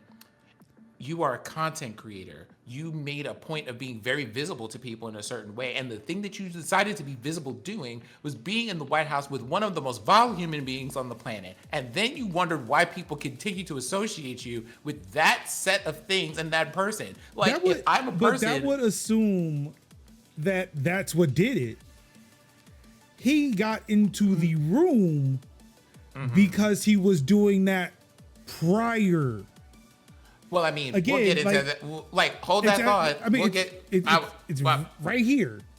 Trump. I will come back to Baron Trump with introducing them, right? Yeah. But here's the thing: it's if I'm a person who plays Hollow Knight every day for a year, and then I play a different game, and people look at me like, "This isn't Hollow Knight. Aren't you the Hollow Knight guy?" Or if they see me out in the street and they're just like, "Hey, you're the Hollow Knight guy," and I'm just like, "I wish they knew that I liked crocheting or embroidering or martial arts or climbing trees or taking hikes." And I'm just like, the thing that you saw me on camera doing, right, was being on the controller and going through the start menu and doing Gone Home content. You saw me fighting, you saw me fighting Grim in the streets. You had me fighting Markov over here. You saw me running the Final Pantheon for like the 5th time, speed runs, challenge runs, everything else. I don't understand the idea, the concept, outside of content creation. I don't understand the idea of people being like, I have projected myself as this human being, so much so that people associated with A, B, and C have pulled me into their offices because they see me over here doing all of this other stuff, right? They invited you over here because you had an audience and you are adjacent to the circles that they're in, if not the exact same circle in the Venn diagram. And then you went, I don't know why people don't see me, the individual human behind that. You spend so much time trying to blend in with these niggas, of course they don't. Ooh, I've got 2 examples of that. One, my handle online is Major Linux, and everybody is so surprised to see me with an iPhone or a MacBook. And this is actually more tied to this current situation, Extra Life, and how everybody tied me with that CMN charity for God knows how long, especially when I started, speaking about, I don't know, not killing innocent black people in the street, and how the charity wasn't doing anything about it. Or every time, like, I'm at a convention, oh, so when's Extra Life going to be? When is Extra Life getting here? Nigga, I don't fucking know. Well, like, here's the difference. And since we're going to talk about that, right? You didn't go, hey, I shouldn't have done it. You went, hey, everybody, let's have a fireside chat about exactly what my issues, concerns, problems were, and what the process was of me getting from here to here, just to say, I don't fuck with these people anymore. But this is why we don't do that. Openly, vocally, unapologetically about that, with no shame of being like, here's where I am and this is where they got me fucked up at, so we don't do that anymore, right? It's the way that you have said that you have placed in front of the people that you took a course of action that was wrong for you, but you never wanted to take the time to utter the words or have any kind of accountability in the fact that I went about this in this way and I fucked up. It's just like you just could not bring yourself to say that part. And that is beyond me. It's beyond me for you to be like, why do people see me like that, like this, and not being like, I fucked up. And that's exactly why people see me like this. Because if you can understand the opinions of the people on the other side as you're getting older, again, less than 1 year, by the way. No, it was over a year. It was over a year. They said it was back in, It said it was back in 2024, right? So August. I'm rounding. I'm rounding. I mean, it was August. Like the article actually does say August. Okay. Yeah. I'm just rounding because the title said 2024. I don't care. Like, here's the thing, right? It's been a year adjacent, maybe like an extra month and some change. Here's the thing. From that time to this, I feel like if you know what's fucked up now, you knew that then, but leaned into it anyway. And now you don't like it because you couldn't just play it, even if we say that you didn't 100% believe in whatever this was. You played it for the memes and upset that the memes stuck. You gifted the man That's a on- fucking Cybertruck, dog. That's on you. That's on you. That was a That's on choice. That is a choice that you made. Didn't Not we once, but cover that? like Yeah, we did. yeah, we did. We That- really did. I swear That's not a this choice is that what we you did. made. That's a choice that you made not once but several times. Welcome Like- to the concept of legacy and reputation. You are the things that you part of who you are, not all of it, but part of who you are, at least publicly, is what you continuously present to people with any kind of consistency. And apparently what you have decided to present to people with any kind of consistency is that you are a dick. Yep. Wow. Okay, You know, I am upset that this site does not have a search. I should probably do something about that. You should. I should do that because this is Bespoke now solutions. very yeah. Look, you don't need to go back in time. Don't worry about that. Don't even think about So that's the thing I wanted to see because I saw that floating around on the web over the last week or so, and just like, I know you didn't say that bullshit. And then I saw the clip and I'm like, oh my God, if this is not the whitest thing ever. Sick of y'all. That's all. But yeah, my whole thing is like, again, we can sit there and attribute him having Trump on as like, oh, this is why people don't fuck with me. Like, no, dog. Like, your whole personality, your whole content was that.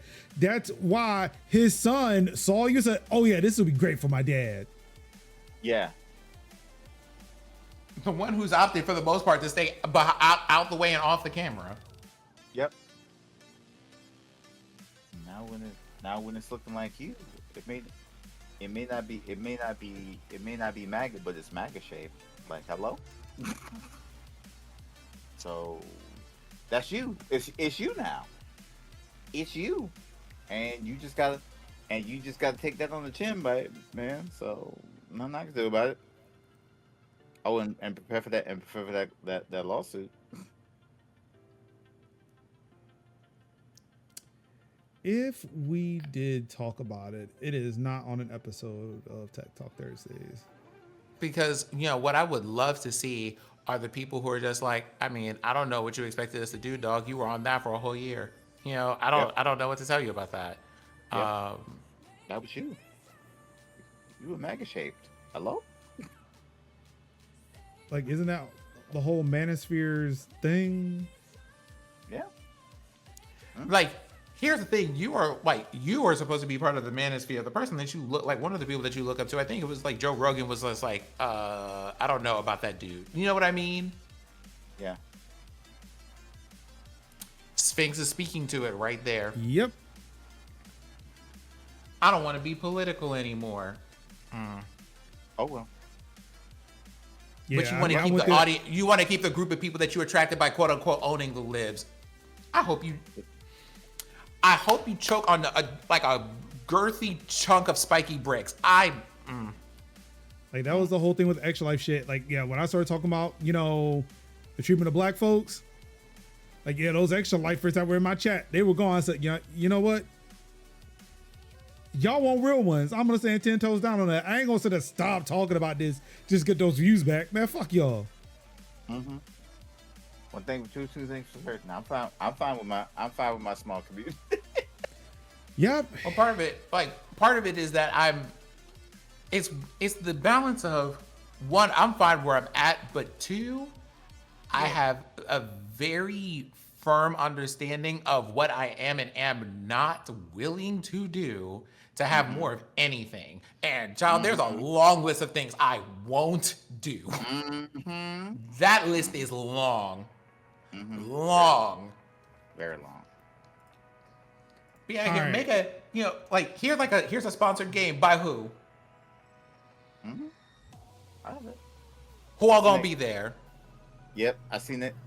I seen Keeper. Like they were like key request for Keeper, and then it was like must say gifted by Xbox. I was like, no, I'm good. I'm good. All right, jeez, it is quarter to midnight. Let's keep this rolling. There's a new update for NVIDIA GPUs. Please update your shit. There's some vulnerabilities that are out there for both Linux and Windows. So do the thing. And for Ubuntu fans, Ubuntu 25.10 is out today. Let's get that brand new, what's it? Questing Quokka update. I don't know what the fuck a quokka is. I guess it's this marsupial looking thing on the screen. A quokka. It's questing. Go get it. But I'll be waiting for 2604 to release to update all of our servers here.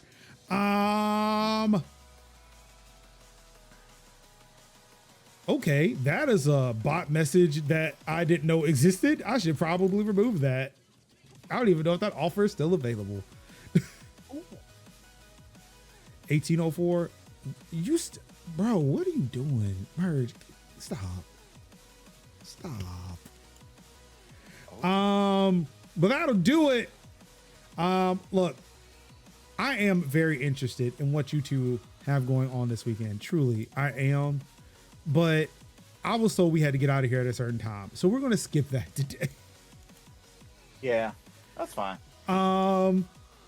But yes, thank you all so much for tuning in. Of course, thank you everybody who's been, granted, first world problems that I've been experiencing here on the Major Linux side of things when it comes to platforms and being deplatformed or regulated in certain ways that definitely do not seem fair. I do appreciate you all kind of sticking by me, sticking with me through all of that. Again, nobody's probably missing the Facebook page, so whatever. And so many people have been telling me, hey, I should get off of Spotify. So yes, I am sorry I drug my feet for as long as I did, but we are finally off. But yes, please, techtalkthursdays.net. Please go give it some views, some clicks, subscribe to the podcast, follow us on the Fediverse. If you are making starter packs, put me and Tech Talk Thursdays and also DC Analyst on your starter pack, please. And thank you. But yes, if you would like to catch up on all 152 episodes that are currently posted over on techtalkthursdays.net, you can go to techtalkthursdays.net or majors.house/TTT vid with a big V. I might put the little V there too, just have both of them point to the same place because the new URL shortener I'm using is case sensitive now. So yeah, go over there and watch some videos. That's also where the Tech Talk Thursdays content is. If you're listening on any of the archival footage, you can definitely check us out live here, twitch.tv/Major Linux, Thursdays, 8 o'clock p.m. Eastern. Excuse me, be a part of the chat. Prepare your wallet. I'm about to use your bandwidth. Look, DigitalOcean is handling it just fine, I guess. I don't know. I'm not hosting it here in my house.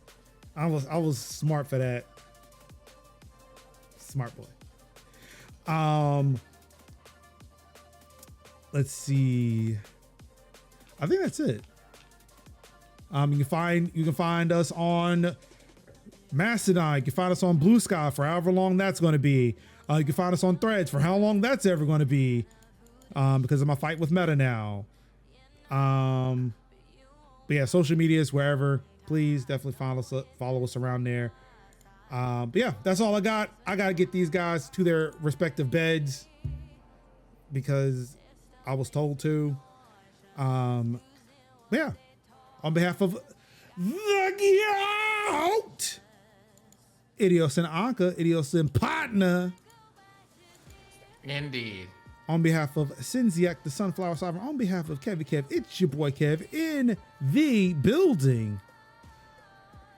It has been your Ansible your Ansible programmer extraordinaire, the most petty self-hoster on the fucking internet. Indeed. Marcus Major Linux Summers, twitch.tv/Major Linux, TechTalkThursdays.net. And all I've got left to say to you, one of the people, is I love you. I'm sorry, wait. Oops, excuse me. No one is going to save us but ourselves. Not Spotify, not Facebook, not your government. If you stay ready, you ain't got to get ready. I love you. This time for real. Peace. Ha. Wakanda forever. I see y'all on TechTalkThursdays.net. Bye. Bye. See, that's how you do that advertisement.